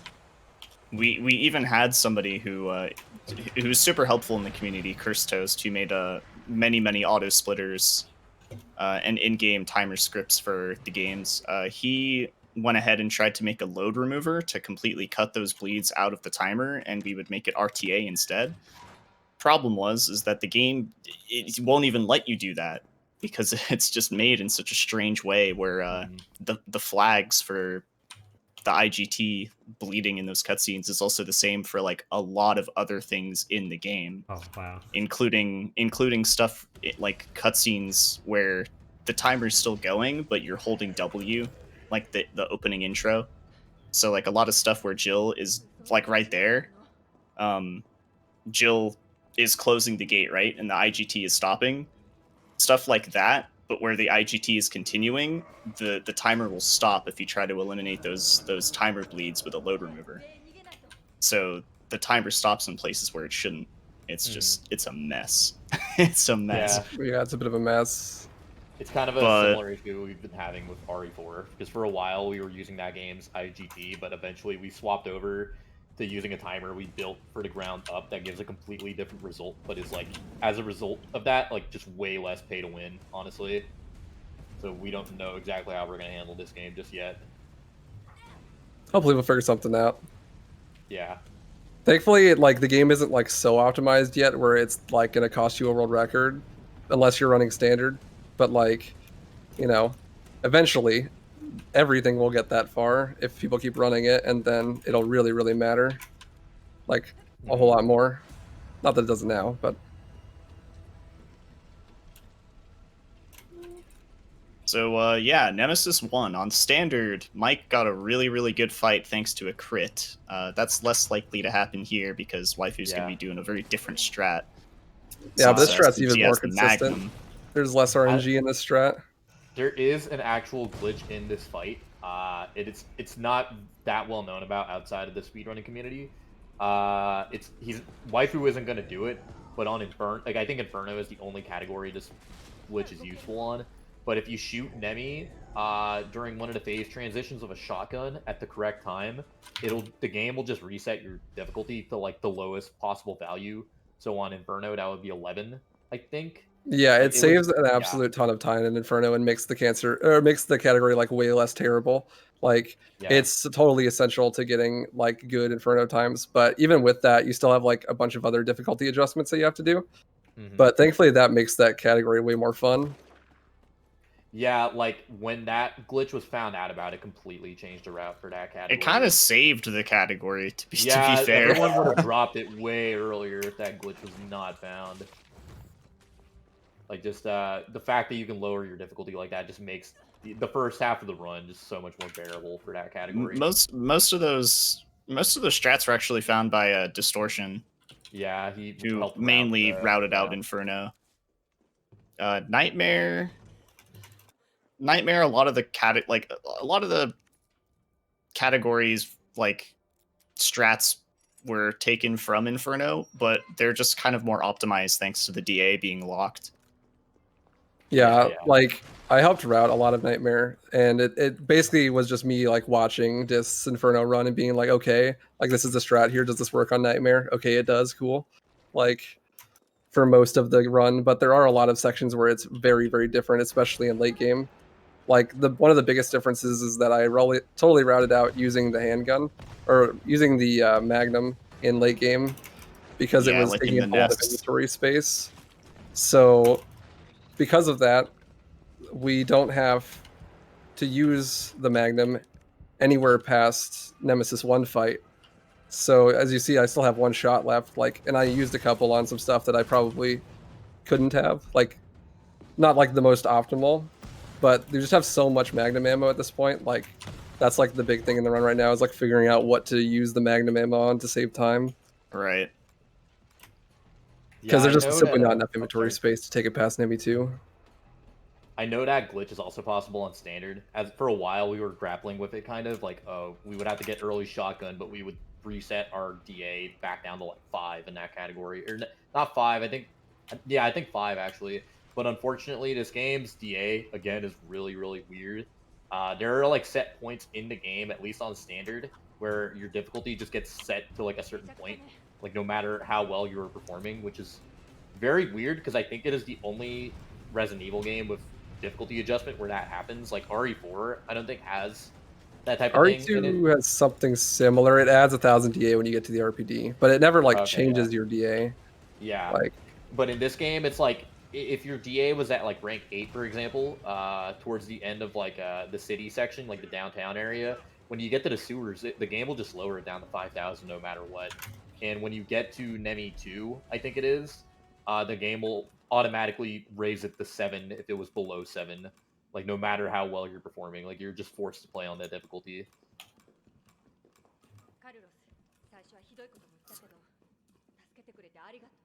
So yeah, again, we're gonna be moving on to Carlos in just a second here.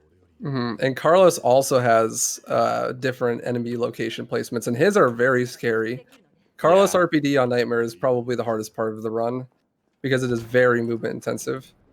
But don't worry, we'll still be doing the YOLO. It's just way scarier.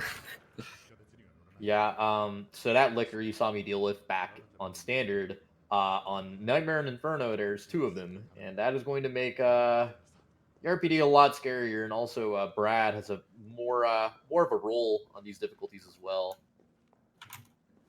Yeah, It can be a definitely lot Brad is more going to be obnoxious. influential in this run.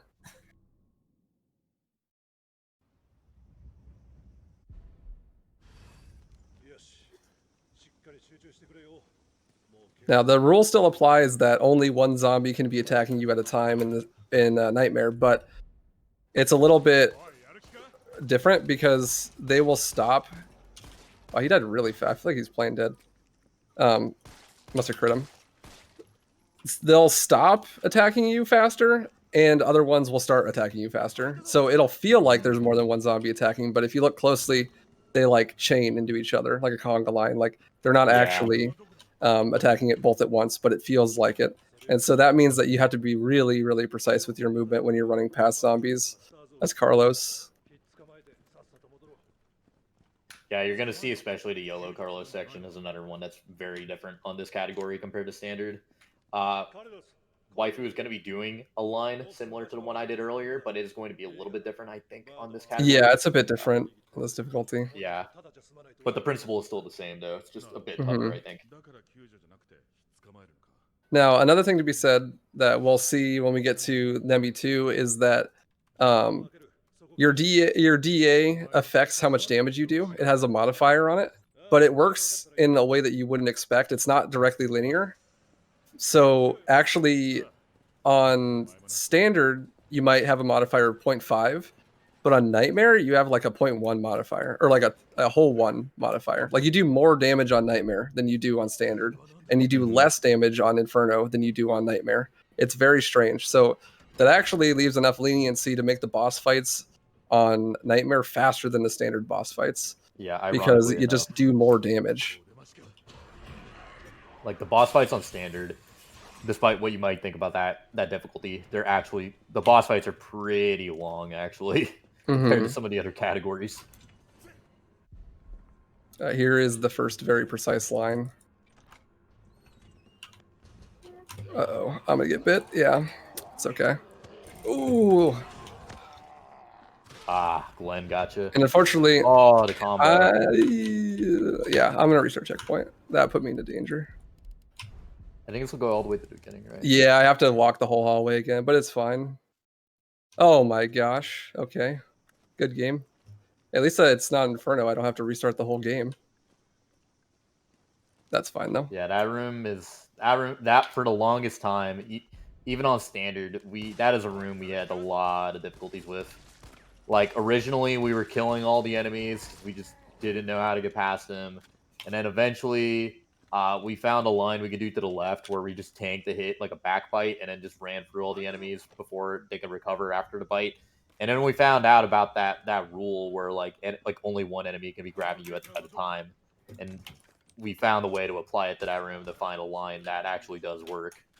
Yeah, it's really nice. Unfortunately, they're like on Inferno, there's actually like an herb on the left side or on the right side there in the room right before, which makes it a lot safer. But on Nightmare, it's not there. It's ammo, which really sucks because it's very, very punishing. This is like the point where you're like, okay, is this run going to be good? Like, we will see.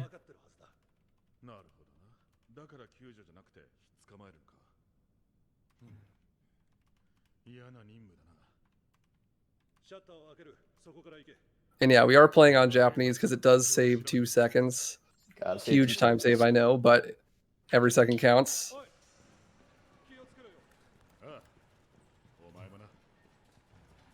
Yeah, 2.3 seconds to be precise. I actually went through and timed every single language, and the fact that Japanese saves time is completely unintentional. I'm like, yeah, and it's not even related to the language either, right? It's just random. It's because every at the vaccine machine, like every language has a pause that was put in there by the devs to make the pause there, like to make the time you spend waiting like universal, so you can just play in any language you want and it'll be the same.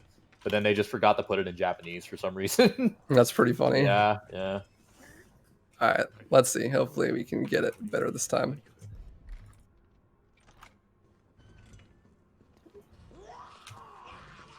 Much better. Oh, I jinxed it. That's okay. That is still much better.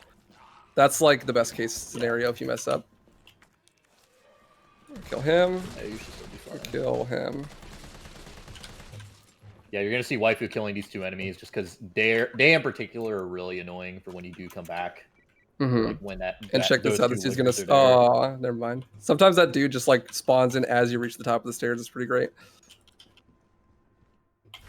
Yeah, like the problem with those two guys that Waifu just killed is that on Nightmare and Inferno, there's actually 2 lickers that spawn instead of just 1, and you kind of need to be able to get to the door a little bit quicker, like the door to the safe room, the evidence lockers. So those guys being out of the way is a lot nicer because the licker is just so fast.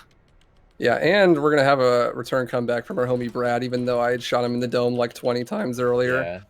He always shows up here, and this is where it can get bad because you have to walk to not alert the lickers, and the enemy placements can be very bad. Like that was almost really bad. That's good though. Scary. I don't, because they start to wake up really soon as you leave the room, so you're trying to outwalk them. Grab the safety herb. Do you get one shot by the lickers on Nightmare? I know you do on Inferno. No, you get put knocked into danger. Okay, yeah. On Inferno, they just straight up kill you. Here we go. Hopefully, I get it.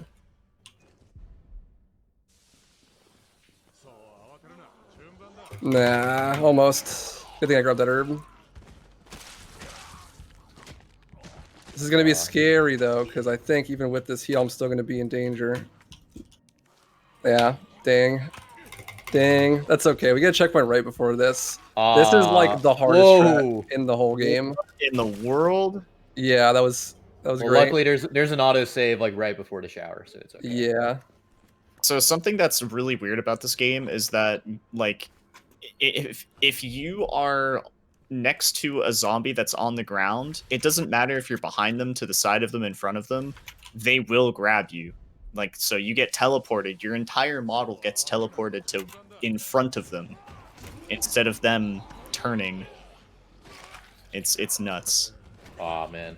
Well, decent save. That Palehead just barely did not get Yeah, stunned. my line was a little bit bad. That's like definitely the most precise line in the game, I think, because it's like very finicky. You have to do this weird tech. For some reason, if you hold W and you don't touch A or D and you just steer with the mouse, enemies seem to like aggro to where you were instead of where you are. And this causes them to like lag behind. It's especially useful in the higher difficulties. And I did it in the bottom floor too. The strats like that are really hard and like kind of inconsistent. I know it's just off execution, the reason they're not consistent, but it's really just super hard. Oh, I need this actually. Thank you. And same as before, we skipped the shotgun and the grenade launcher, so we're gonna pick them up here. And I actually boxed everything else because if I do that, then I have inventory space for the rest of the run. And for some reason, on the hard difficulties, this room is totally free, but it's one of the hardest rooms in standard. Yeah, we just straight up used a shotgun for this guy that's normally to the left. He's not there though on Nightmare and Inferno. And you won't see me going for the leg shot because when Nemesis is downed in the harder difficulties, he actually gets up way faster. So it's not worth it to go for the early shot because you don't get any more damage than you normally would. Yeah, you barely have time to actually output damage like that, so... So what I'm going to try to do, this is a newer strat. I've been optimizing the boss fights because they do more damage than standard. If I do it perfectly, he should only run on the walls once, but we'll see.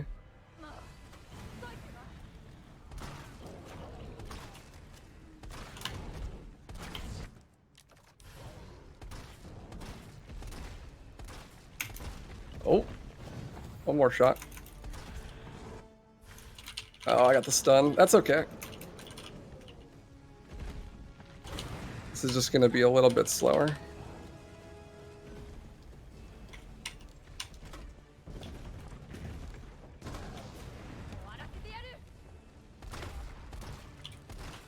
Ooh, he flew at a weird angle there. I'm guessing. Yeah, it's because the place I placed the mine. Yeah. Oh, wow. Okay.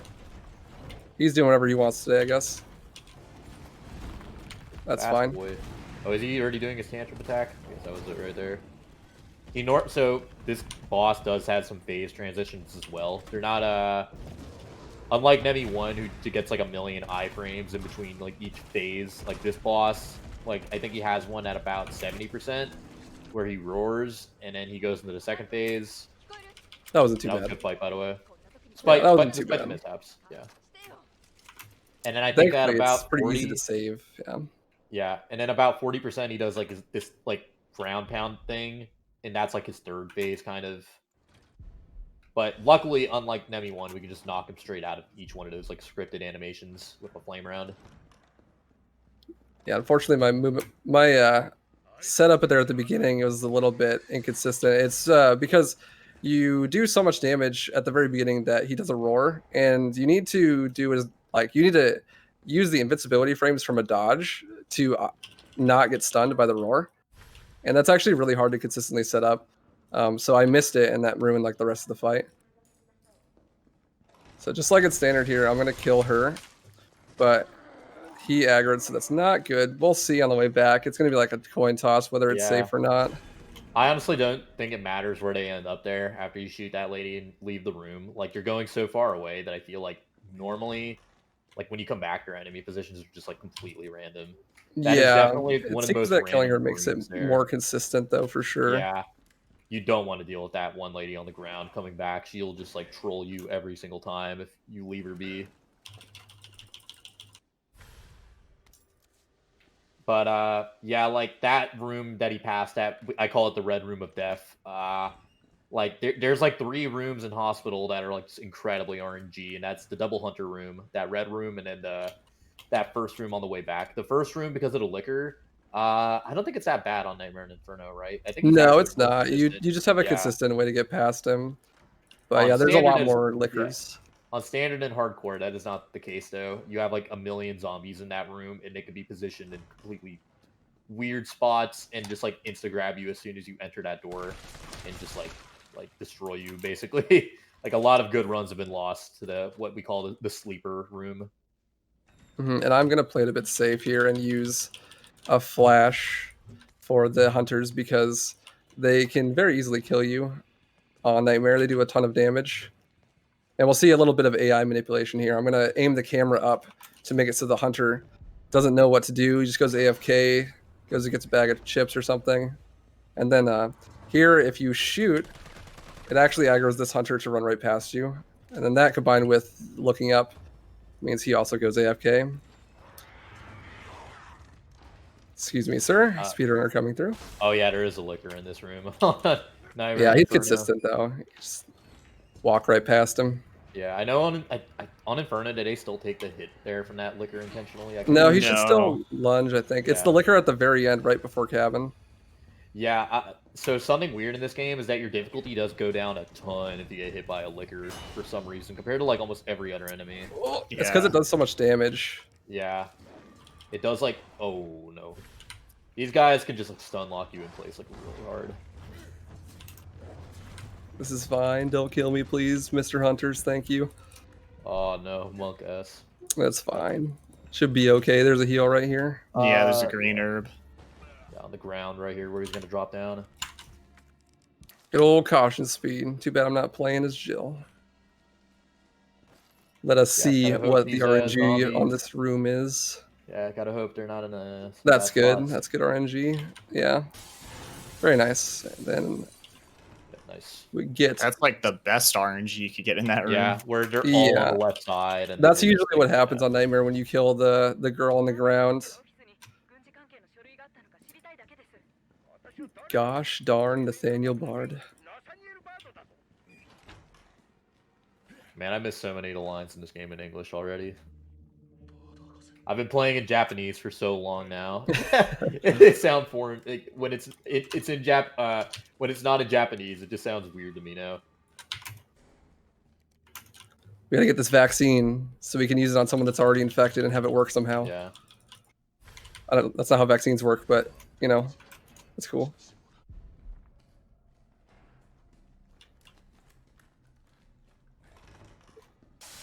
We gotta go, Hunter. Sorry. I find it hilarious how that hunter has like the most dramatic entrance out of almost any Yeah. enemy in the game, and then you're just like, all right, bye. You just walk past him. Yeah, it even Later, like bud. locks your camera in place too when he shows Yeah. up. Cool. And the cabin section is actually very, very similar to how it is in standard. It's like basically the same. I Like think the only difference is inside the room that the hunter breaks open for you. Like, there's only one flash instead of a bunch of frag grenades. yeah, that's the big difference is that there's only one flash at the beginning and one flash at the end. Yeah, you are gonna see Waifu killing these hunters with his assault rifle instead. Yeah, the marshmallow gun. Which is also another reason why he was picking up a little bit of extra ammo in the hospital. Yeah, because you don't necessarily need to, but I just want to play it safe because you definitely can run out of ammo in here. Yeah. There's a lot of enemies. And hunters do take quite a bit of assault rifle ammo. Yeah, it's because the assault rifle actually shoots marshmallows. It does like 0.1 damage per shot, I swear. It's the worst gun in the game. Yeah, it's pretty bad. Like, we were talking about this, I think, once. Like, basically, Carlos is like a very nerfed Jill. That's how I kind of refer to it. Like, just Yeah, I like, would agree all with of, that. all of Jill's weapons, besides like the starter pistol. Like, I think Carlos' pistol is better than hers. But like even then, like the shotgun and the grenade launcher are just better than the assault rifle. Perfect dodge. Like, Jill's dodge is just really overpowered compared to Carlos's shoulder bash, and like you just go faster in caution. It's just almost everything about her is better stats-wise than Carlos. Yeah, for real. That's what makes playing as Carlos so scary on the higher difficulties, because there's really not that much you can do a lot of the time. Like, it's just have really good movement and hope that things work out well. I'm Thankfully, still those- waiting. yeah, the Carlos. I'm still waiting for the mod where Carlos is just Miguel Rojo from Tekken. Still waiting. They haven't done it yet. There's a lot of mods for this game. I'd be surprised We if it got never happens. we got Shrek. Why not why not Is that the Miguel? Shrek Nemi mod? Always Shrek. Did they make one for Thomas the Tank Engine already for? Oh, yeah. Yeah, they have, did. Yeah, because that was like one of the more famous ones, I think. Okay, so the hunters here are actually pretty scary because my marshmallow gun only holds 32 bullets and they take approximately 12,000. So we hope that we get crits like this. That was really good. And then, you know, they have an insta-kill attack that we hopefully will never see, but it's very scary. Which, by the way, the insta-kill hunter attack in this game is extremely unfair. Yeah, There's barely any audio or visual cue that it's about to happen, and when it starts the attack, it also pretty much finishes the attack. Like you Yeah. can't And also even- do it. From, I like, don't think I've any ever seen angle. anyone punch it. Yeah, it's impossible. Like I thought at first they can only do it if like you're directly facing them, but then it happened to me a couple of times where I was running away from them and like they got me as I was running away from them with like my back to them. Yeah, it's very, very scary. Yeah.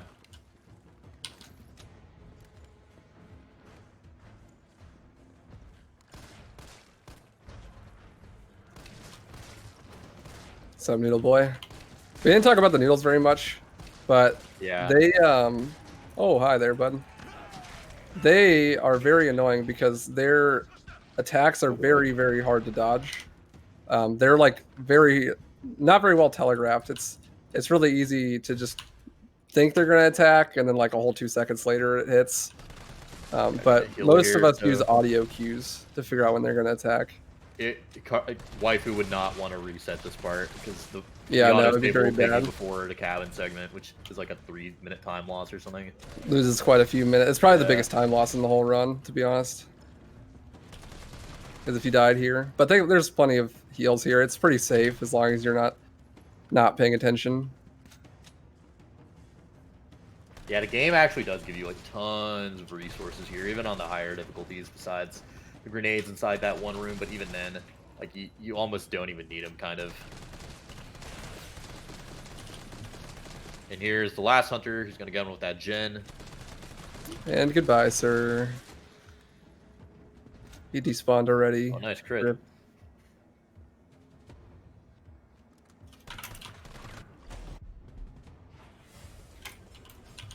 Trying to do a little smiley face there. Yeah, you gotta find something to kill the time in Carlos, you know? Yeet. Yeah, I like to save the flashes for the end because then you just get like 20 seconds of doing nothing and you just guarantee that you won't die. Because if you kill enemies here, more just come in, so there's really no point. You just kind of wait around. You can throw a Falcon Punch or two. Good time for water. Yeah.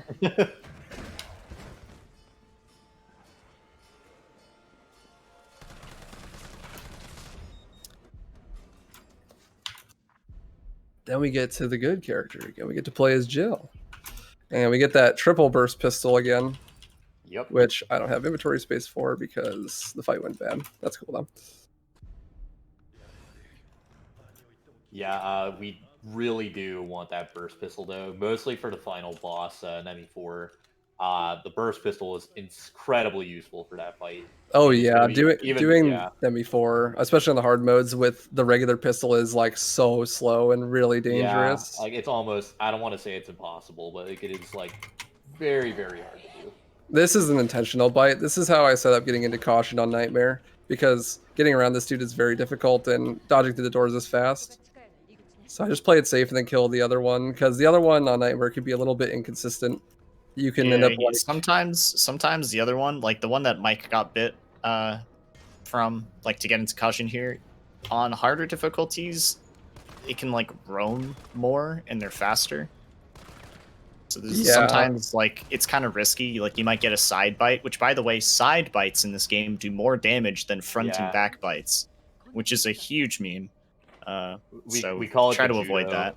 The judo. Like, yeah, when they like throw you on the floor like that, they do like, even on standard you can go from like low caution and just die. They judo you.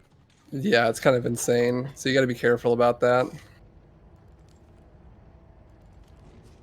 And just as the same as standard, the inventory is almost identical actually, but we're not going to have any room in our inventory. It's going to totally fill up when we get these fuses here. And there's going to be, like the enemy arrangements here are a bit different, but they're like almost exactly as easy, which is interesting. Except for this gamma that is placed in a very unfair place. Yeah. He's definitely set up to trap you when you hit the cutscene trigger and kill you, but not a lot of people know this, but you can actually see him from the elevator. Like, he's just sitting there idle, basically. You can even shoot him from the elevator. Yeah, that's what I do. There Loses he no is. time. Yeah, I think we've been back and forth on this with it. I don't know if you guys, but people have told me like they find the warehouse easier actually on Nightmare and Inferno. I wouldn't be surprised. Yeah, because you get dogs here instead on standard. The and dogs can hardcore. actually bite you, but there's nothing here. Yeah, but they're just not here on this. It's like the game's trying to scare you because like you know that there's supposed to be stuff here, but nothing comes out. Yeah, the main Instead, there's a gamma. Yeah, they traded the dogs for the gamma, but as you saw, Waifu just shot a flame round at the gamma while he was waiting on the lift anyways, and just Yeah, didn't have and to deal they with him at all. instantly die if you do that. So Oh yeah, they're very weak to fire rounds. Like I think the game even tells you that. And you're gonna see another difference here as well. So normally on standard and hardcore, that crate you see on the right is gonna have like a pack of zombies in it, but they're not there on this difficulty. Instead, the game spawns that one gamma in that locked crate over there with a bunch of dogs. But they didn't see that the player can actually just dodge to the ladder fast enough and just not have to deal with any of these enemies because you get iframes on ladders. So you're gonna see you're gonna see Waifu here just like dodge to the ladder. None of these guys are gonna be able to do anything to him. yeah, before they Even though it even looks very get out of their scary. idle animations, you're already Yeah, on the ladder. boom, there you go. I love that combination of enemies just sitting there, like the gamma and like the three dogs. They just look so intimidating, and then you're like, all right, bye. Do you think that they get along well, gammas and dogs? Yeah, the dogs probably think of the gamma as like their dad or something. Like a big dog. Dad just taking him for Just- a walk. That's a weird looking dog. Yeah, that's a weird dog, dude. That's Oh my yeah, dad though. this hunter behaves differently as well in this difficulty. He always jumps up on Nightmare. Yeah, Inferno he's from after you grab behind. the fuse, which is again harder than it is on standard and hardcore. Where he Oh spawns my immediately. goodness. Ooh, okay.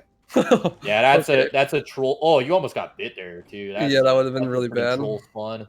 Yeah, that room's pretty RNG with where the enemies can end up.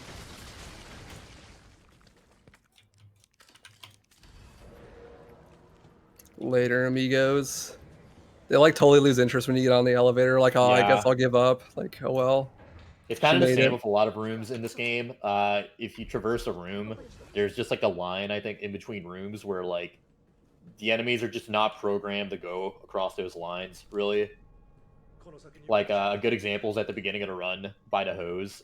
If Marks, like the guy who's guarding the hose on standard and hardcore, if you dodge him at a correct angle when he lunges at you upon leaving the shotgun room, he'll like accidentally trap himself in the shotgun room, and the game doesn't know what to do when he's in there, so he just immediately tries to leave.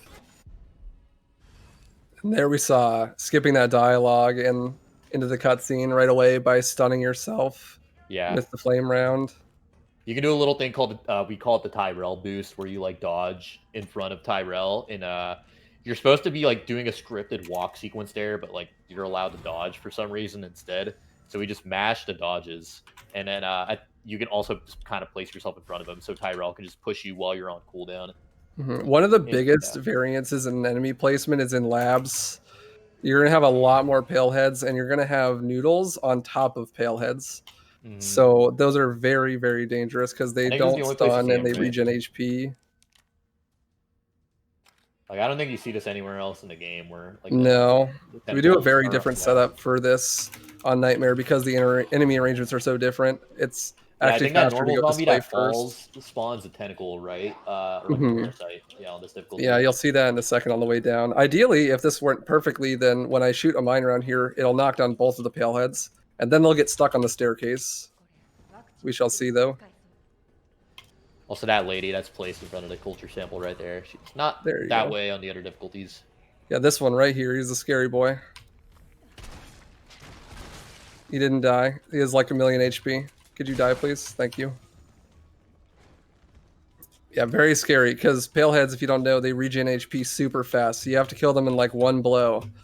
And that goes for the noodle on his head, too. Yeah, I think the old strat was to take them out with the Magnum, but as I read Wife about mentioned the before, Magnum. in Nightmare you don't really need the Magnum here. Yeah, I think like that in like the devs intended you to kill paleheads that way. Like that was their weak spot, is just shooting their head with the magnum. Yeah, because it does instant kill. Yeah. Mhm. So this is the coolest and maybe one of the hardest strats in the game. I made this one up. It's pretty cool. So if I choke it, it's all my fault. But what I'm going to do is I'm going to walk and then perfect dodge and then do a counter aim and then perfect dodge out of that counter aim and to set up this room, because this room is like very dangerous. Not perfect, but like we get the backup. Yeah, I've got the backup at least. Ooh. I don't think I've seen this one yet. No, that's the backup. Oh, okay. There we go. But yeah, so if you walk a little bit too far, then that'll happen and you get stuck. But then what you can do is mine the wall and it stuns everybody. But what you're supposed to do is do the aim counter and then dodge again into the room, which saves a bit more time. But getting out of that room is just the most important aspect, because that room is very scary. So this room is a little bit different here because there's more hunters. Yeah, much more Yeah. hunters. And So I messed the up the usual, credit. the usual setup that you see in standard just doesn't work in this room. It's okay though. I saved it. One more. Nice. And that is a very scary room. On this difficulty. That is a There's only very three. scary room. I think on assisted there's only 2 hunters, and then like with each difficulty they just keep adding. Oh one my more. god. Sorry. Hi. Oh, He didn't man, stun okay. to the shotgun. Monka. Yeah, see, look, they got caught on the stairs. That's what's supposed to happen. And then you have one pale boy down here. And that is it. We just have the 2 final boss fights left. Yeah, the 2 slot machines. I don't know if they're that RNG on these Well, difficulties. like, there's a quick kill I developed recently that saves 10 seconds on ME3, but you need good RNG.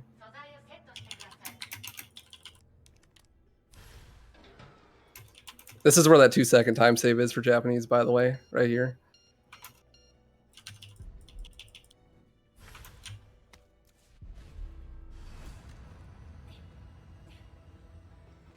I don't think I'm going to have enough shotgun ammo to do the quick kill, unfortunately, but I can do the safer backup strat.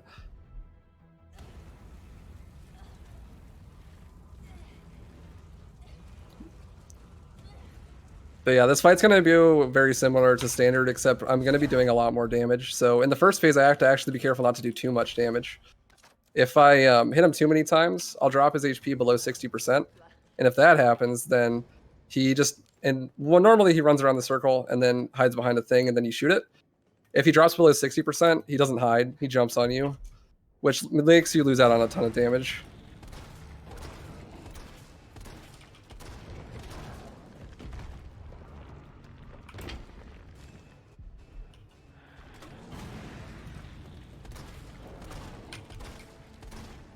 And we have to take care of these zombies, otherwise they'll ruin everything. Yeah. Yeah, that's kind of the reason why you pick up the explosive rounds. Is to take care of the zombies. Something that should I was also a little be too mentioned slow. is It's that okay, my menu was bad. ooh.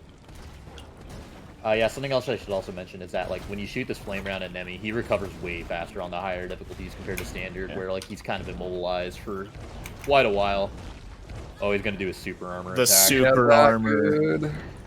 That's not fun. He can like just stun lock you here.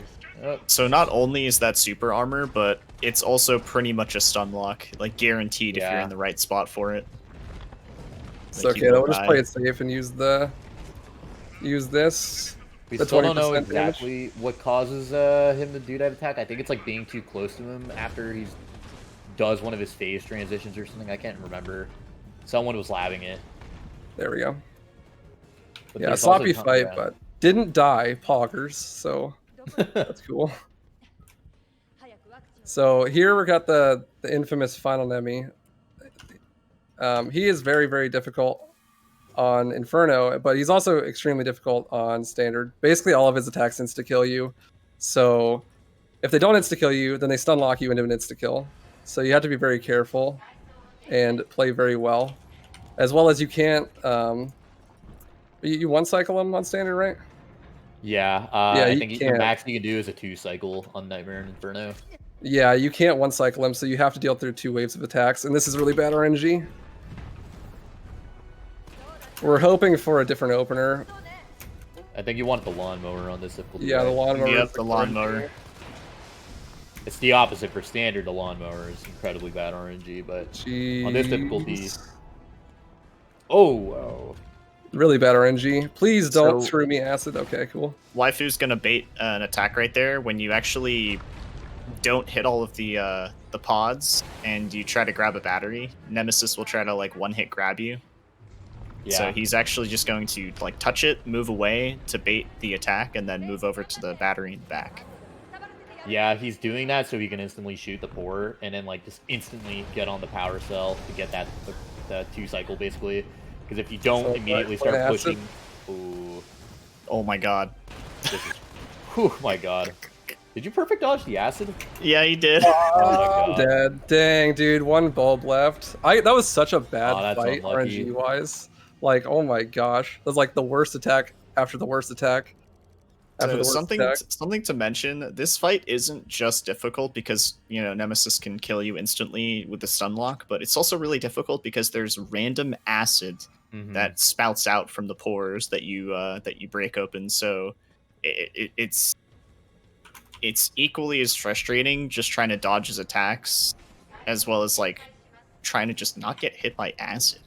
Yeah, and I perfect dodged one of the acids there. I was like trying really hard to save that, but I had 1 bulb left.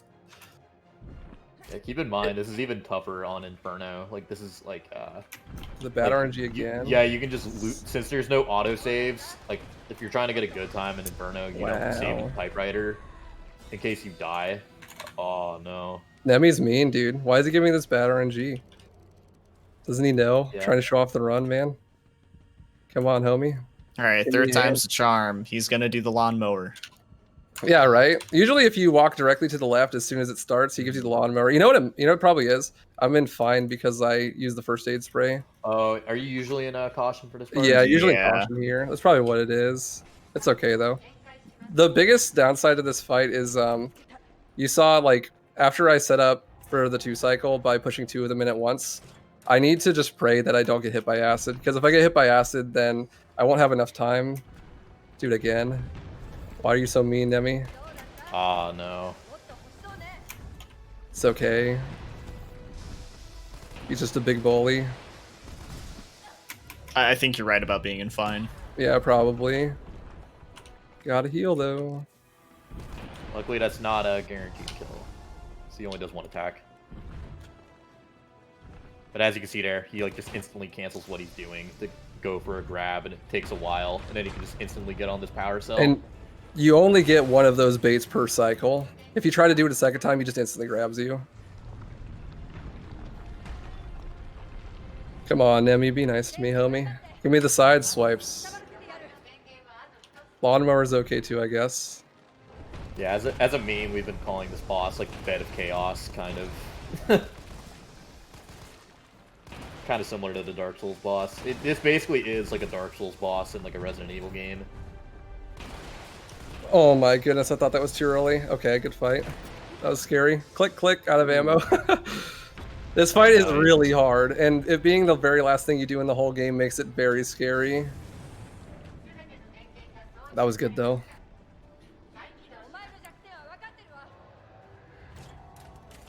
Yeah, That once bad you RNG touch, though. yeah, once you touch that rail cannon gun, like you're basically good. Very nice fight, finally. Yeah. That is a very, very hard fight, and he would not give me the good RNG. It's okay though. Wasn't too bad. Yeah, don't miss Nikolai, okay? Yeah, just don't miss this Nikolai, you know? Like it's fine. So time will be coming up very shortly. It was a sloppy run, but that's nightmare. It's just really hard and unforgiving at times. Thankfully though, you can just reload and just try again. Would not be the same if it was Inferno. Yeah. Yep. I don't think it's like, well, I think it's only happened like one time that someone actually lost a run because they missed Nikolai. But it wasn't on Inferno. If it was on Inferno, it'd be even more tragic. I mean, I can miss him. We could. No, it's not.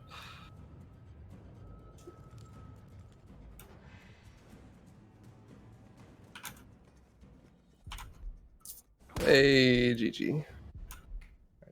Time. Hey, there we go. Nice run. Hour and Thanks. 53 seconds. Oh, that wasn't too bad though.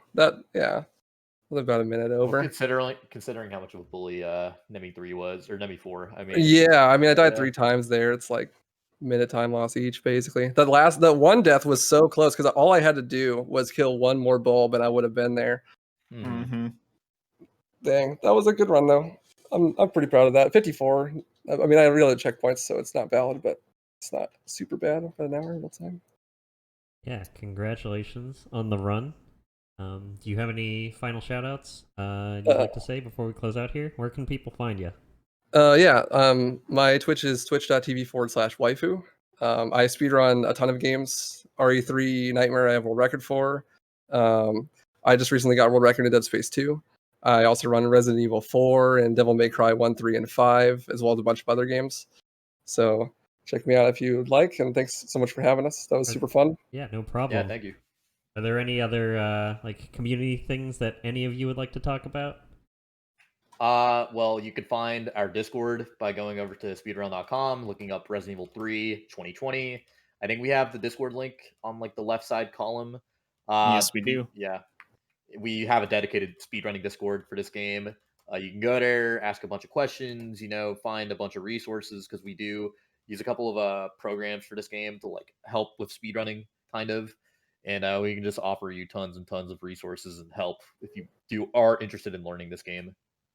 Yeah, the community is really open to helping new runners and stuff. Like we always like seeing people like rise through the ranks and whatnot. It's really cool. Yeah. Right. Well, if nobody had anything else, thank you everyone watching Testing Grounds. This was the last Testing Grounds that we're going to have on Wednesdays. In upcoming months, we'll be having them on Fridays instead. But tomorrow, just a couple quick announcements. We're going to have the first step at 7 p.m. Eastern.